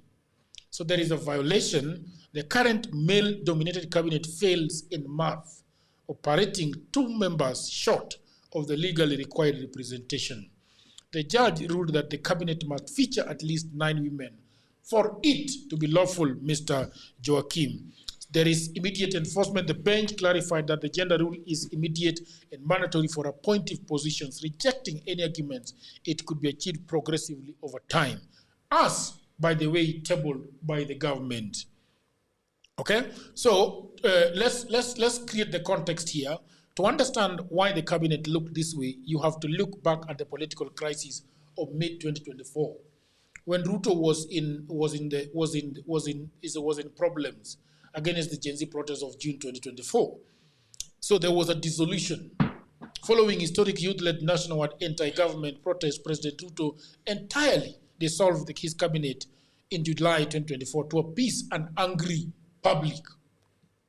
Then Raila shook hands with him, as everybody knows, and in a bid to survival, Ruto formed a political truce with the opposition. He formed what was called a broad-based government by reappointing a few of his previously dismissed ministers while absolving heavyweights from the opposition Orange Democratic Party. All right? So that is what has happened. And I think that I don't disagree with this gender rule, but it is in the Constitution. And therefore, whatever is in the Constitution has to be followed to the latter. Because you cannot talk about illegality of Odia state, but you're supporting a cabinet that is majorly men. I think you have to be honest with yourself. Tunataka kusikia argument yako. Ellen, unasemaje? Niko na swali. Swali? Okay. Of all the women politicians present right now, nipatia 5 wenye wana behave ni kama walitumwa huko kufanya kazi. 5. 5 tu, hata tumeenda mbali 3. I think that question should be asked squarely by Vashti. Okay. Because she is the one who is for this idea of gender rule. You tuambie ni Wavinya Ndeti ama ni Gladys Wanga ama ni Kihika Kimani ama ni ile ingine ya Kwali. You know when people talk about this issue, ama ni ile ingine ya Kwali. When you are talking about this issue, munasema tuseme the women leaders who are behaving well. Okay. But what about the men leaders who are behaving well? Opio and I competent to be in the energy ministry. No, I'm just asking. Is he competent enough to be in the energy industry? He's not. No. Is Mbadi competent? He's not. Is Ruto competent? He's not. And that one guy is not competent. Okay. So because the men are bad. Huyu ameuliza swali. Okay. We have not said that all men in cabinet are competent. Okay. But we are also asking. Okay. Tell us all the women who are in leadership. Who have exhibited. Do you know of Crystal Asige? I know Crystal Asige. Does she behave badly as you guys? No, she's good. Millie, even if with all her faults. What faults? Does she do whatever she was sent to parliament to do? Many of them. I don't know. Yes, tuendelee. Kuna bills zenye ameleta, quality bills in parliament. Martha Karua, though not mmesema politicians, women leader. Martha Karua is also a women leader. Does she behave as badly as you guys say women leaders behave? No, how bad did we say women leaders? No, I'm just asking. No. Okay. No. Martha Karua. What is what about her? Is she well behaved or not? Okay, tuendelee. Tuendelee. Watu ni wengi. So I do not know why you just see the bad apples. The bad apples peke yake. So, and then now you are leaving. Wale unaona hawafanyi kazi vizuri. But Helen wants is asking a question. Yeah. Helen, what's your question? Ask. Watano. Watano tu. But so you've had to Google to know. No, I'm not Googling. I'm not Googling. It's that serious. This is my point. Okay. You see the last femicide walk? Okay. Before we got to the walk, there is no women rep, woman governor, and whatever shenanigan is present of women leaders that stood out to talk about GBV or the context of it. Akuna. Now, if they cannot talk about something like that, nini nawafanya watu wafikirie mkiwatuma into executive positions wataperform? My problem is that is the law, and we have to follow the constitution. No, and I'm wondering why, when it comes to following the constitution, Joachim is suddenly asking questions about the constitution. No. While him and Sifuna are preamblers. Preamblers of the constitution. What is happening? I believe in the constitution, and I believe that for us to bring any change, that is needed in the country, we have to strictly adhere to the constitution. But I'm also cognizant of the need for us to have merit in offices. Merit that cuts across gender. Okay. So, even as we push for gender parity, let us also consider the equity of the people we are putting in those places. They are not going there just for us to see that women are also part of it. No, that's not the goal of it. They are going to join to be leaders, to create impact, to serve the people. They are not there to just fill up the space that, no. This space should be filled by women. Please, tell anyone that is available to come. Let us consider merit. Because it's not about gender. We have had women in this country who have done marvelous jobs. But no one have disregarded their marvelous jobs just because they are women. But mbona sao our marvelous women wasipewe now hiyo positions? No, there is no problem. They should be given. Yes, so I am against you shouting that that women should just be given. No, I'm not saying that women should just be given. Hiyo unaweka maneno kwa mdomo yangu, which I'm not going to agree with you. Yes. Kuna women of merit, just like men of like merit. Like yourself, mimi nikisikia kesho umekuwa PS. Mimi sina shida. Nasema some characters. If someone is of merit, characters around here in this country. I think that we are prosecuting two independent issues. Yeah. There is the issue of competence, and then there is the issue of the law. Because I don't think... So competence is not lawful? No. What I'm saying is, the law demands that there is... I agree to that. Yes, there is a suggested number of women and men. In fact, the law is very clear. They are talking about gender. You cannot fill that house with only women. You cannot fill that house with only men. Yes. That's what the law is saying. And the law is telling you to use your head. Whoever is getting into that house, you can do whatever you need to make sure that whoever is in that house is competent. All we want to see is a house that is not full of only men. All we want to see is a house that is not only full of women. That full of competent people. Yes. Very nice. Competent people. I am in agreement. Yeah. Yes. I am against some very overzealous feminists. Yes. Who are these overzealous feminists that you talk of? Feminists like Vashti. Well, you see, Vashti, are you a feminist?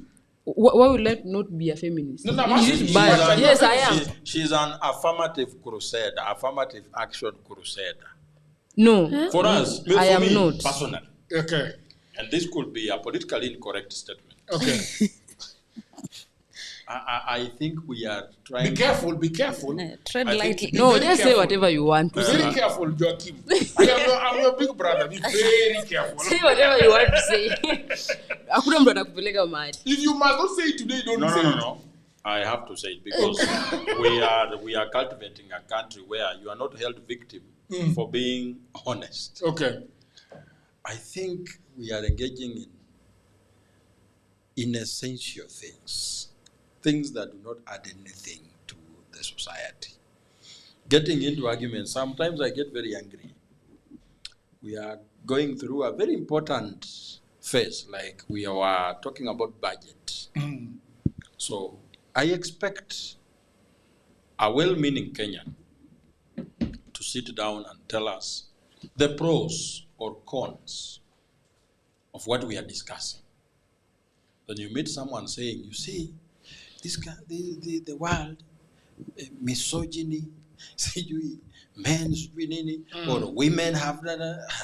I find that very tiring. Very tiring, because I find it very, you see, this world is not fair. There are some things we need to accept. That when you are born a woman, please stay in the lane of women. Where the reason why when you see a football team, there is a football team for men and there is a football team for women. You will never see goalkeeper mwanamuke na striker ni mwanaume in one team. It tells you that biology itself created a difference. That there are things that hata mimi nijaribu aje siwezi bishana na Vashti. There are things that hata Vashti ajaribu aje hawezi bishana na mimi. You understand? Let us all, because all these two roles are complementary or to form a better society. But sisi tunataka to blur the lines. Draw the lines, make zigzag. them to blur the lines and say you can be on either side. You can decide. Yeah. You know, you can display the flavor of France. Can I ask you something, Vash, even as you answer that question? Do you think that that politics is a man's game? Before I answer that question, okay, I always have a problem. I don't like discussing issues to do with feminism and women. But because you are a feminist. Sikia kwanza, let me finish one. I don't like discussing those issues because kuna watu wenye wanakuanga wameset their mind on whatever their mind is in stone. Always change their mind. So there's no point of debating it. Ni waste time. And I don't like wasting my time. But whenever people are talking about these issues, what na confuse feminism na misandry. Okay, what is the like, difference? What is the difference? Joachim here. What is the difference? What? Misandry is the hatred of men. Okay. You just hate men. Unaamka unasema I do not like men. Yes, that is misandry. And people confuse a lot feminism na hiyo misandry. And I do not like it. Feminism ni a school of thought enye ina believe in equity and equality of all human beings. If you are born a woman, if you are born a man, if you are born with disability, mnaweza kuwa kuna opportunities zenye mnaweza pewa iwasaidie. Umeona? And there are so many different feminism. Si moja tu. Umeona? It's a big movement. Kuna radical feminists, kuna liberal feminists. Ni mingi. So na venye feminism ilianza, ikaenda. Tunaenda na dunia. Ikianza, women were not allowed to vote. Kuna vitu mingi zilikuwa zinafanyika at the time. So it's different from what is happening right now. So whenever we are talking about these issues, lazima kuna nuance. So, in categories of feminism, what are you? Wewe wachana na mimi. Anyway. Wachana na mimi bwana. Anyway, I find feminists to be very bitter people. Nasema hao ni misandry. And I'm afraid you're falling into that trap. My fear is that you're falling into that trap. Explain. I'm feeling like Vash, you're falling into that trap because Joachim is saying that he finds feminists very bitter people, and you're falling right into that trap. You know, and I think when we are talking about these issues, we have to be very. For me, I believe that we do not need to have things like women rep or youth rep, whatever. Why are you being represented? Because we just need proper presentation of the people that can do the job that is required. That will not need women to be represented. Yes. Just work in a way that everybody, in young people. In Kenya, most of the voters that vote people are actually women. Yes. So they should be able to vote their fellow women. But I have a problem with people that are trying to circumvent the law. Once the creators and the writers and the scriptors of 2010 Constitution had agreed unanimously that this is how we are going to run our country, then we better stick to it. We don't circumvent it and create stories, Joachim's kind of stories. No, I am not circumventing. I am just against some people capturing. But you see, you cannot be able to tell us as Kenyans that the world is not equal and the world is not a safe place. But when it comes to Ruto, that's where you draw the line. So is Ruto allowed to cause lack of safety just because the world is not fair? Okay, so you see now you have to answer yourself on that. No. Sikia. William Ruto is not a gift to humanity. Hey. He's not a gift. We donated our power to him. He came to us and walked everywhere, up to the extent of crying in the church. Okay. The Kenyans felt sympathy and chose him among 50 million Kenyans to work for them. He should not behave as if he's buttered bread, Bwana. We are demanding that this has to happen. It's not a favor. He's not doing us a favor by being president. We chose him. You understand? Okay. So let us not talk as if talking about him is going against the anointed one. No, he's not. Yes. Kama unaona hii kazi ni ngumu, toka mwingine wewe. Leading Kenya is not easy, but you chose it. Yeah. So don't cry at wa Kenya wanielewi. Toka kuingie mwingine. Mpaka ule mtu tutaelewa aingie. No, Ruto actually said that I'm trying to help Kenyans here. But they are not understanding. No. We are saying we understand you. That's why we are saying we should rest in 2027. You have tried, and we agree. And we understand your position. Maybe you are being just too hard. Could you please take a step aside and let someone else try to help us and see how it feels? There is nothing wrong about that. Completely. So, the unfairness of the world should not be brought into someone who was chosen by people to work for them. He is there's a whole world of difference. Yes. Jagero. This is donated power, Bwana. Okay. The people shall, but he may. Allah.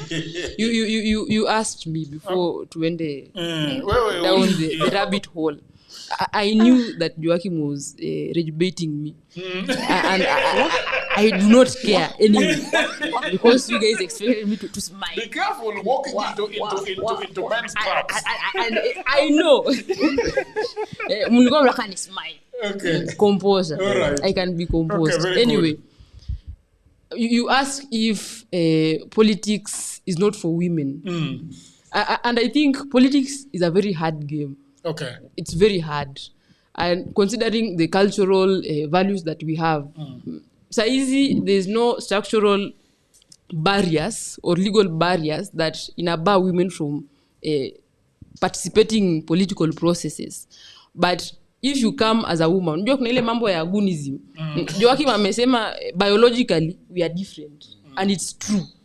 You cannot expect That's me to why go. most goons, all goons are men. Yes, you cannot expect me to now go and fight with goons. Haiwezekani. Watanipiga. Na ni vizuri nielewe hiyo. I'm aware of that. Ukisimama, all women when you washawa isimama. Kama for example where I come from in Trans Nzoia County. The women rep of Trans Nzoia County akisimama. Watu walimtusi wakamtusi wakasema ni malaya, sijui nini, kwa sababu I think she's divorced and then now akona a second husband, the one that is there right now. Walimtusi sana hiyo time. And if you do not have a thick skin, you cannot survive, because sex is something that is very shunned in our society. Watu wakianza kusema allegedly, sijui kuna sexual innuendos zenye uko nayo, people will now watakuacha. And you and me, we come from the Luya community. And the Luya community is very patriotic and very chauvinistic in nature. So surviving there is not easy. So what do you mean surviving? Surviving as a woman politician there. That's why kushaikuwa na a woman MP. Elected woman MP. They have not convinced us to vote for them. They don't even invite. No, let me continue. In all my lifetime, in Kandoi but why do you think so? It's interest. Bona Millicent Odhiambo amepigiwa kura huko Siaya. An equally patriarchal society. And you know, coming from the great county of Kosovo. Suba. Oma Bay. Do you know how Millie came into parliament? People of the internet, we are going to be opening our phone lines. Please for us the number. You can call us. If you can call us through the normal line, we will really appreciate. If you're calling from outside the country, you can always call us through WhatsApp. Thank you very much. Yes. I was asking. Mnajua venye Millie alikuja into through the nomination process. Hii mambo ya affirmative action. Walianza wakampea hiyo affirmative action. Akaserve for that time, akaona venye politics na work, and then now from then on she is the Millie that we know. What I am against na mimi nasemanga hii victim mentality wache. Si victim mentality. Goja. What I am against, Jagero, tumesema, we have advertised, for example, that kesho we have a show at Political Headache to speak about agriculture. It's advertised out there. Then we come here and we find that we have 70% men or 80% men and 20% women. Then you say, the law does not allow. Please go there and bring women so that we... But why are women not... Goja. Hello? So that we follow the law. Hello? But then again, when it comes to now contribution to the subject matter of the day, then you find that we have just filled in to comply with the law. It has to be accompanied by substance. Why is it that 20% came? Because they assessed themselves. You're asking a very important question. Why is it that the 20% came? Now wengine wakaacha. What is the nuance? What are the factors that contributed to this? Well, it's not just do you know there are so many women who cannot sit there and talk? Self-confidence inatokana na nini? No. It's biology. No, it's not biology. I'm a psychologist, Joaquin. Do not mislead us. Yeah, you be careful when when it comes to psychology, you're completely pedestrian. More than 90%. Do you know that when it comes to psychology? Do you know that more than 90% of psychology students are single? Wait. Do you know that? Be careful. Try dating a psychologist. I am not going to be asking much the question. You are my case study. No. Try one. There is a caller on the line. There is a caller on the line. Why do you keep walking in the street? Hey, but this is a clear case of what we are talking about. Vile umelimwa kwa hii show na huyu Joaquin. Hajanilima, nimeallow hiyo vitu because women are mnataka ni smile, composed. And I do not care about that. Okay. I don't give a fuck. When you walk into a boxing ring, mind your language. When you walk into a boxing ring, okay, there is a caller on the line. No, the caller must listen so that he contribute. Okay. When you walk into a boxing ring, okay, you do not start saying that your opponent has tough knuckles. It's you to come up with ways of evading the knuckles and use your ability to defeat him. Okay. So when you start crying in the boxing field, that you see my opponent fights better than me, that's why he beat me. Oh my God. Look at the kind of gloves he's wearing. Look at his masquerade. So when I'm vying, for example, and my opponent is a woman, I'm vying for Senate, and I am leading a very aggressive campaign. It's for my opponent to keep up. Okay. If we cannot keep up as himself, whether a man or a woman, is to look for people to help them be as aggressive as the opponent. Okay. There is no bridging the gap.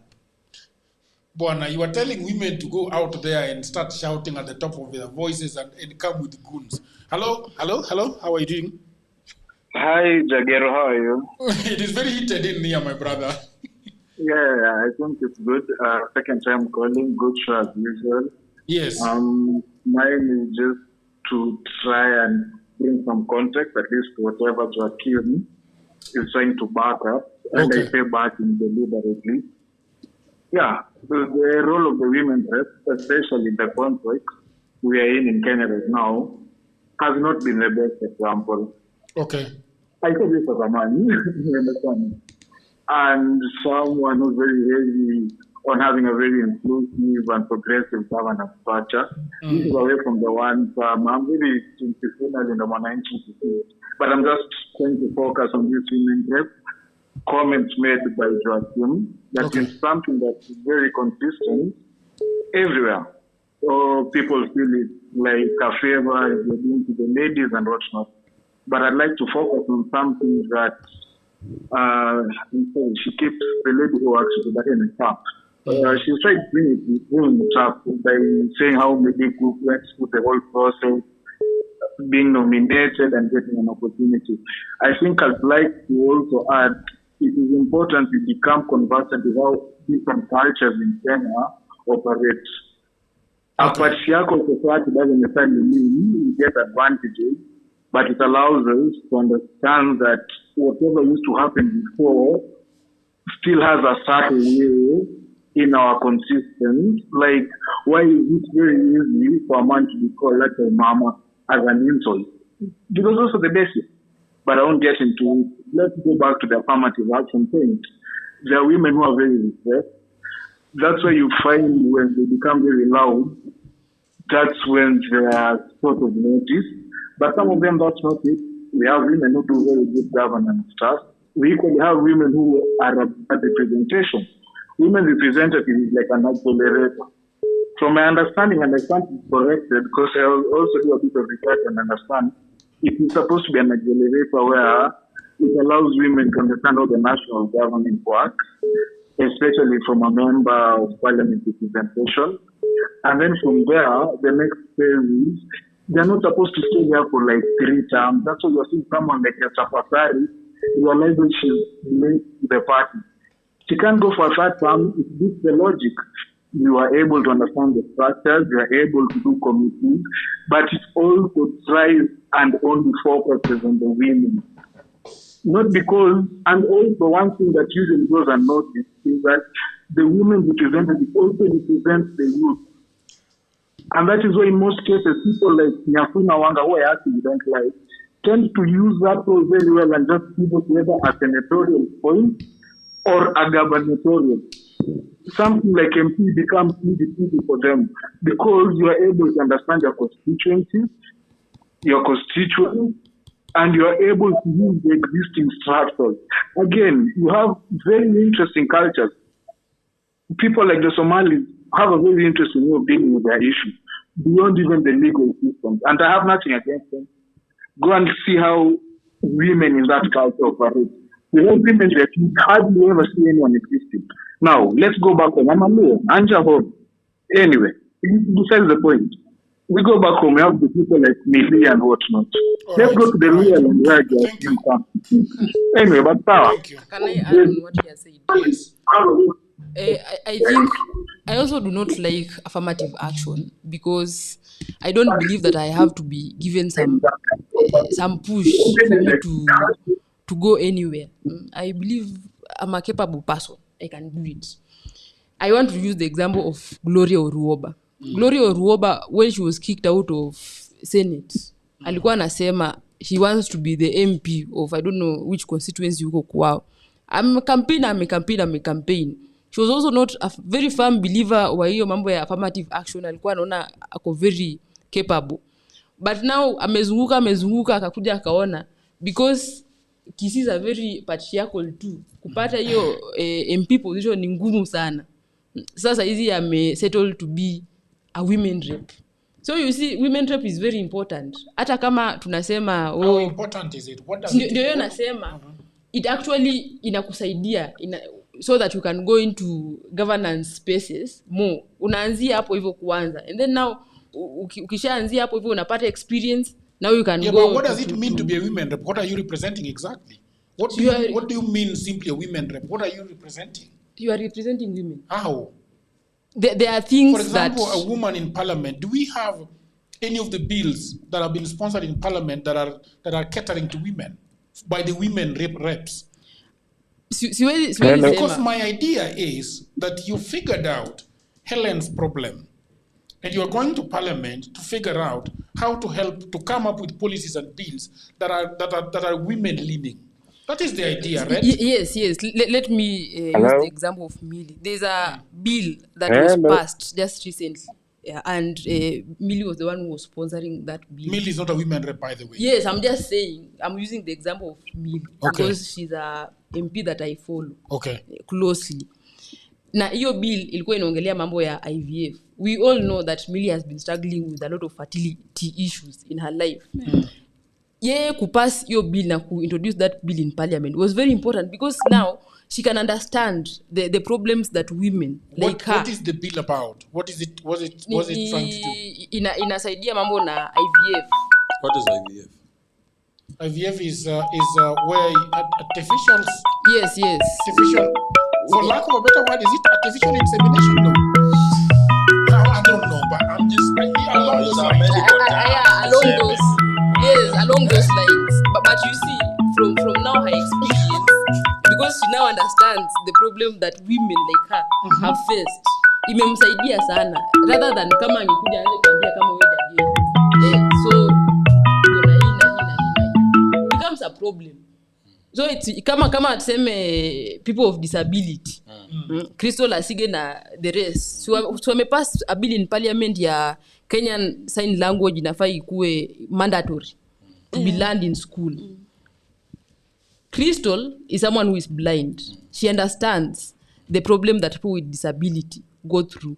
So she's the best person kuenda kuongea parliament about the issues of disability. So she has introduced a legislation which is called Assisted Reproductive Technology Bill, outlines clear rules for procedures like vitro fertilization, IVF, and surrogacy to provide hope and legal protection for families. So the key features of this legislation is altruistic altruistic. Yeah, surrogacy only. The law outlaws commercial surrogacy. Surrogate mothers can only be reimbursed for medical reasonable care expenses, preventing the exploitation of women.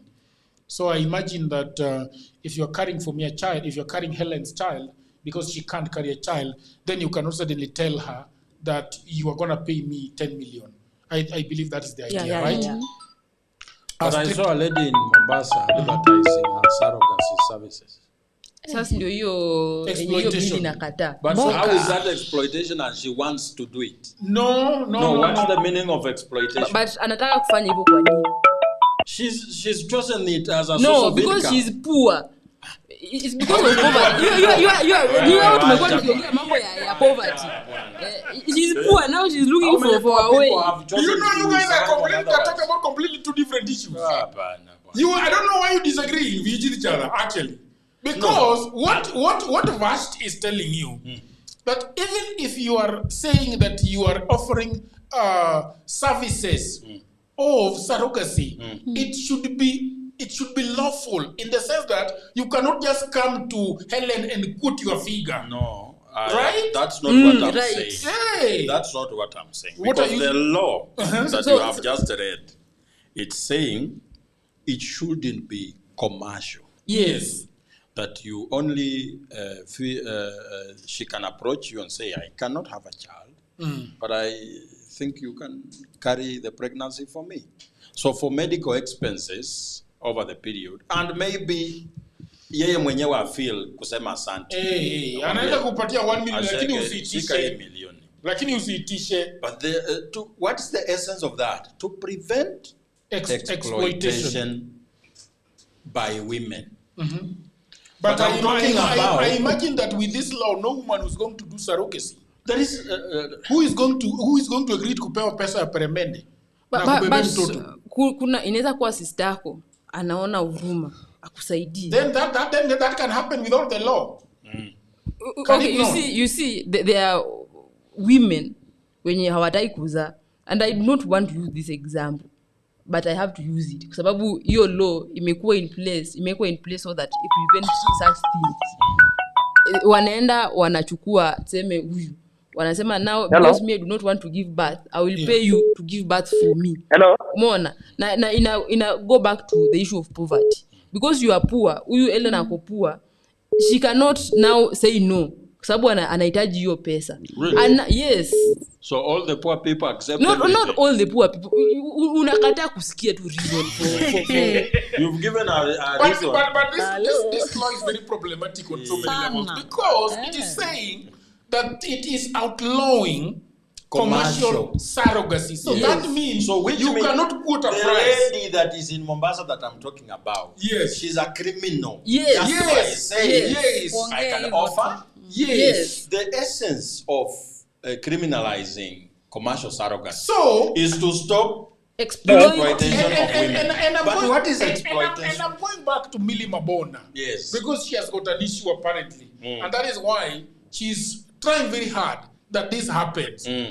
So what is Millie Mabona's problem with the people who are actually looking to offer surrogacy services? Yes. And the reason why she's trying to employ it. What is the reason? It is not Millie Mabona's problem alone. As we all know, na amekuja akasema she has fertility issues. No. And she does not have a child. No, najaribu kujibu swali. I'm just saying Millie does not have a problem. Anyway, there has been a lot of debate in feminist spaces na hiyo mambo ya women about exploitation. You see people like Kim Kardashian alizaa watoto wake wawili wa kwanza, wale wengine akazaa through amebebewa. Sasa wewe unapatia sisi example ya Kim Kardashian? No, it's not an example. Don't be dismissive. You are very Jagero, listen. Some women have just decided they are too precious to undergo either labor, or carry the baby to full term. Yes. They have decided according to themselves that I have looked myself in the mirror. There is a caller here. Can we attend to this caller as we go? Because I am going to interrogate you on this thing. Because there is something that I also don't like here. That according to Millie Mabona, according to the law, No, but she's the one who is proposing the law. Imepita hiyo bill. I'm not sure. Yeah, it's already an act. Yeah, what has it been signed? Yes. Mwenye alisign. It has been signed, but this is the protection. So who are you protecting? So if Helen carries a baby and at 6 months she decides that no, I'm not giving this baby away, that is illegal. She's going to prison. Na ni mimi nimebeba. It says intended parents are recognized as the child's legal guardians immediately after birth. The intended parents, kama Helen anabebea bashed, the moment she's pregnant, she has no right over that child. She's just a vessel. She's just immediately after birth. Yes. So huyo mtoto akishazaliwa hivi. You see, there is context. It does not matter. I think immediately after conception. There is context to that law. Kuna watu wenye walikuwa wanachukua services za surrogate mothers. And then now ikifika tuseme mwezi wa 3 into the pregnancy or the 6 months wana realize the baby ako na disability or the baby has a problem. And then wanasema in before being born. Yes. Okay. And then wanasema hawataki huyo mtoto. Nani anasema wale wenye parents mwenye anabebewa ama mwenye anabebewa? Okay. Because amerealize mtoto ako na disability. Anasema nao hataki huyo mtoto. Nao wanaacha ule mwenye alikuwa amebeba with problems, a lot of problems. Now swali is the one. Sasa. You should know these things. Niko na swali. Ngoja niulize Vash swali. Okay. Whatever egg and sperm iko kwa surrogate. Ni ya huyu anayebeba ama imesanywa huko nje? Imesanywa huko nje na surrogacy, that's how surrogacy works. Yes, which means it is her whatever and his whatever. Ziko ni ya mwenyewe. Lakini wewe ile mzigo Joakim alikuwa anabeba. Mimi kauria, si ndio? Hadi nitabeba na nikulete. You are at sasa una shida. Mama na baba wamesema hiyo mtoto wako kichwa. So the law is trying to protect cases like that. I am a very conservative. Conservative. Mimi nasemanga ile. Ukijipata there is somebody on the line. Hello? Hello? Naitwa David. Hello?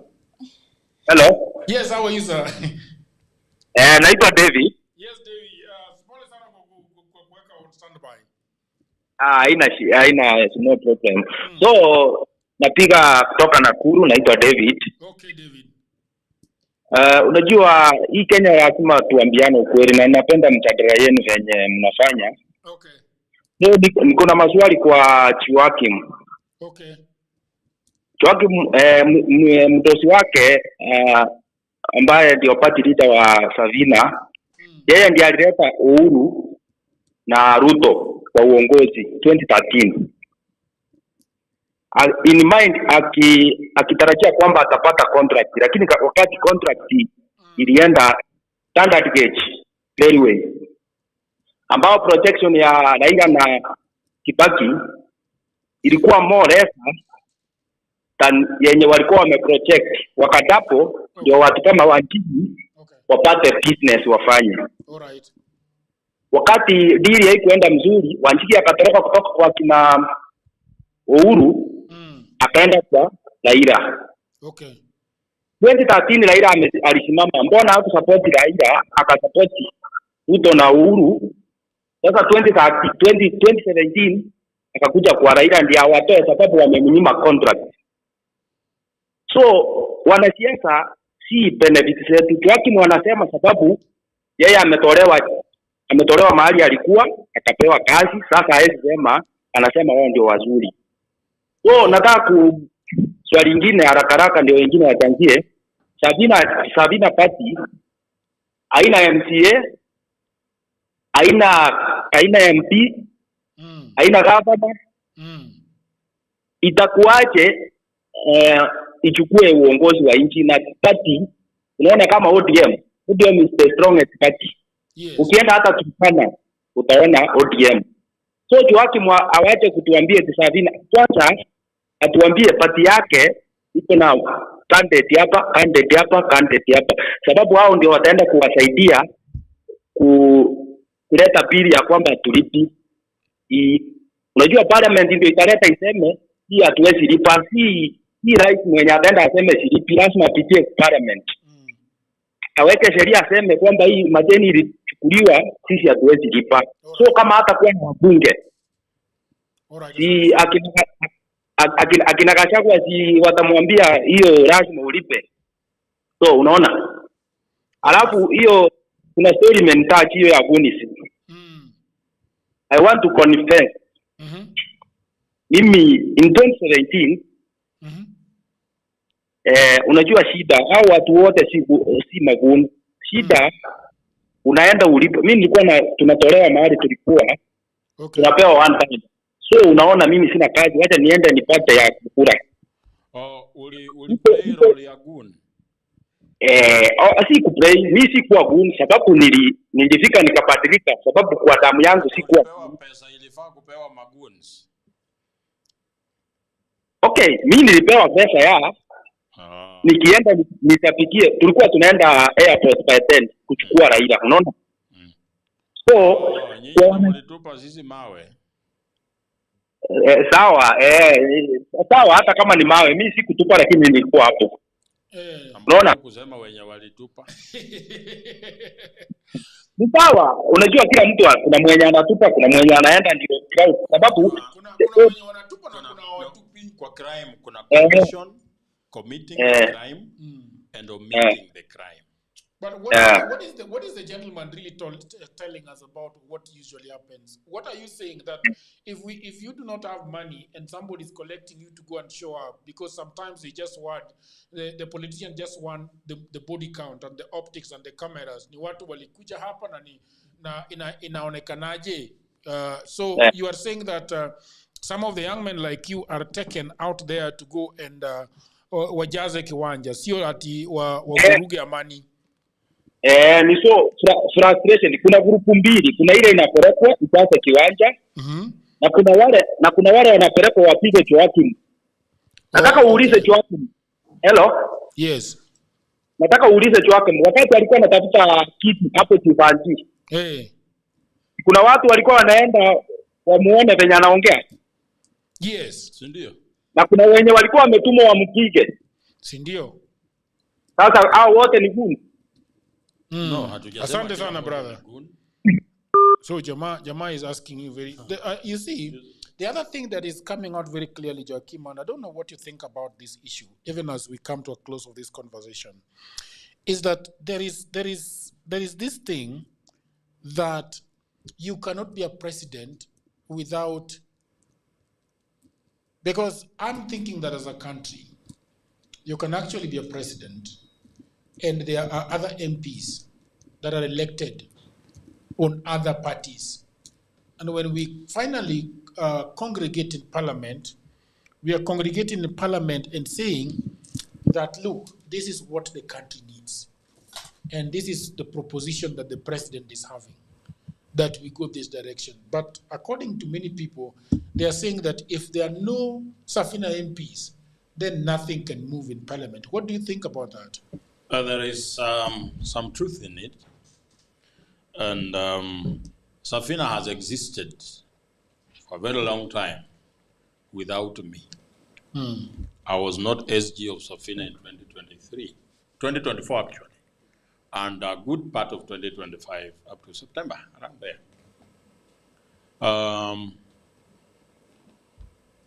Let me first address the issue that why Jimmy Wanjigi is the one who brought Uhuru Kenyatta to power.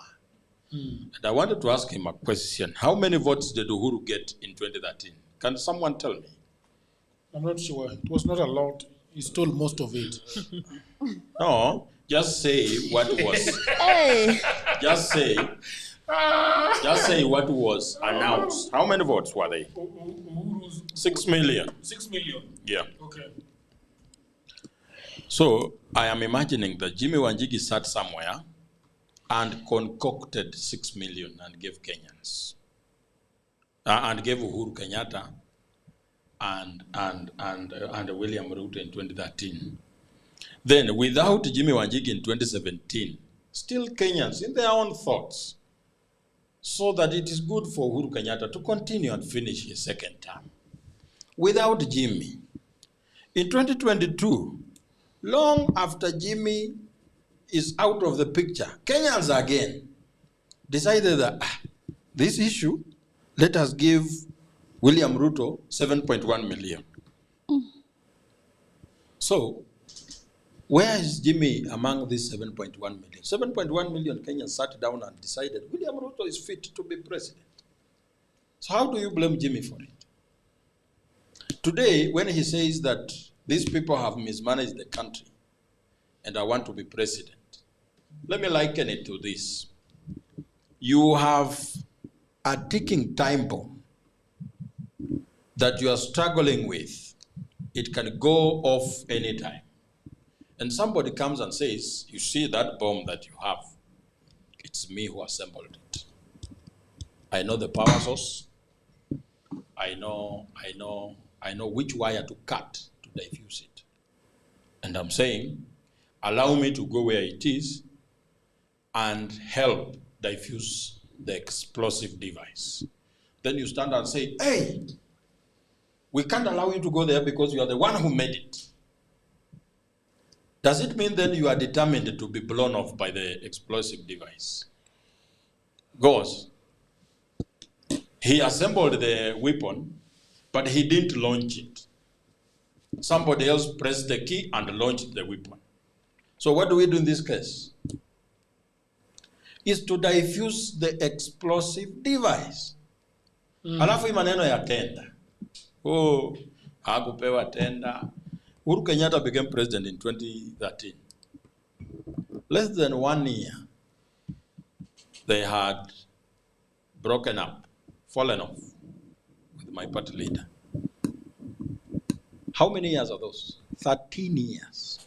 My party leader is still regarded as a very rich man. So after working with Uhuru for how long? Less than a year. Less than a year. How long did he work with Kibaki? The entire total? I think, I think so. So, this issue of tenders. This issue of tenders. Okay.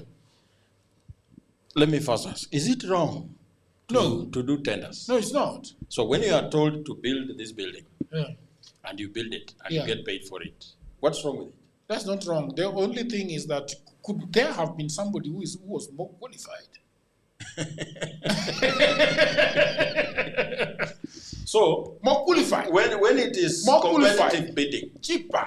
So Kenya should come and say, project so and so, it was given to Wanjigi, he didn't do it. Project ABCD, it was given to Wanjigi, he didn't do it.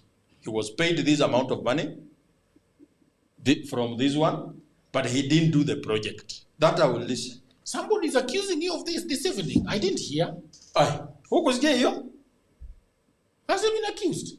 No, I've not heard it. So you people are not paying attention. Huyu jamaa ameongea hii kitu mara mingi. Amesema ati Wanjigi anasema Ruto aende nyumbani kwa sababu amenyimwa tenda.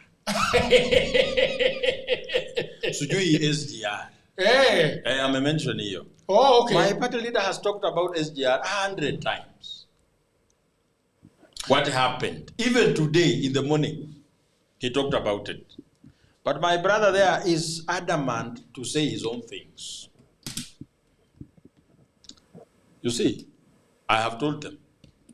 They seem to know which projects, which tenders my party leader was being given. Can they come forward with a list? Because when you say tender ABCD, it was awarded to Jimmy, was given money, but where is the project?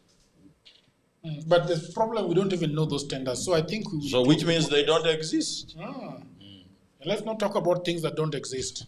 I think if Jamie Wanjigi did anything for this country, he should come out and list them to us and tell us this was it, this was it. Ndio watu waanze mambo ya kusema vitu zenye ziko. Vitu nazo zitasemwa. People of the internet, it's always a pleasure having you guys. You are the star of the show. Thank you very much for the town hall that you usually have on the side, which is fantastic. Thank you very much. Thank you, Joachim. I'm still finishing. Yeah. I'm talking to my beautiful lady. Yes, but you can't wait.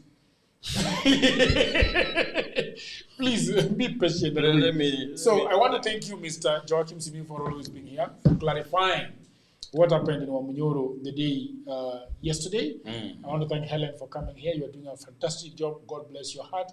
And Vash is becoming. I will send goons to Vash. She's becoming tough. She's traveling. That nut is getting tough. But I think it's easy to rage bait Vash. Yeah. You can just make her angry and she loses it. That's why I was telling her that you have to be very careful with getting into Joachim's trap. But Vash is the one that is holding the morning show. Yeah. And it's a beautiful thing. Vash has told me that she asked you to come, and you have not honored her. We have a pending case. Please do come. Yeah, I will come. You see, I must let you know that I'm not really a morning person. I know. I sleep very late at 3 or 4 a.m. So kunitaka mahali saa moja, gumu. Ni gumu. But under very special circumstances, because she's also a special woman, I can make exceptions. Okay. Vash, thank you very much for coming to this show. And please consider watching Vash's show in the morning. I want to thank Mr. John Tess for being on TikTok and on cameras, and Frank for being on the deck today. People of the internet, please consider subscribing to Political Headache. Hit on that notification bell so that when it is Tuesday, every day, you are going to be notified of the show. Until another episode, bye for now. Invitation. All right, people of the internet, I hope that you're enjoying this episode very much. And I just had a break to tell you about my new book. Everybody says that there is no job, and that is true. Also, that was me 10 years ago. The problem is that everybody is trying to get a job in their town, in their city, in their marketplace. They ask friends for jobs, mothers call uncles, uncles call brothers, but there are no jobs. Let me tell you what no one is telling you. Jobs migrated online. What I actually mean is there are many jobs around the world, and there is no one to do them except you. I work for Americans myself. I work for Europeans. I work for the Chinese. I work for the Australians. I work for the Canadians. And so, because I have done so much for myself, I said to myself, you know what? I should compile what I've been doing for the last 15 years. So in 2024, I wrote a digital book called Goldmine 18 Hustles for Africans. And then in 2025, AI came. People say AI is taking away our jobs. And for me, I'm going to say false. There are actually AI jobs. Jobs are not being taken by AI, but there are new jobs online that are there because of AI. Now, mimi ni nani? I created more jobs. And for now, in my new book, we have 25 online and offline jobs that you can leverage on if you do not have a job. So in this powerful volume 2, I share 25 new actionable online hustles specifically researched and tailored for Africans. My new book provides clear step-by-step guidance drawing from my extensive experience and research, including the mistakes I've made and lessons I've learned over the 15 years that I have worked online. So, what can you do online? You can become an executive assistant for busy folks in Europe, America, Canada, and get paid for tasks like watching videos and taking online surveys. Okay? You can build a lot of things. Build a business as a virtual assistant, start an e-commerce shop without capital, be an affiliate marketer, or you can also become actually an English tutor and tens of AI jobs. If you have a job, that is fine. But I also know that you can buy this book for that brother, for that sister, for that mother, for that cousin, for that husband who is watching Netflix all day at home. Buy it for your friend who is always asking for cash. You know that friend. Now, all the information is on the description below. You can also inbox me, you can WhatsApp me, or go to my website, which is odworjigero.co.ke.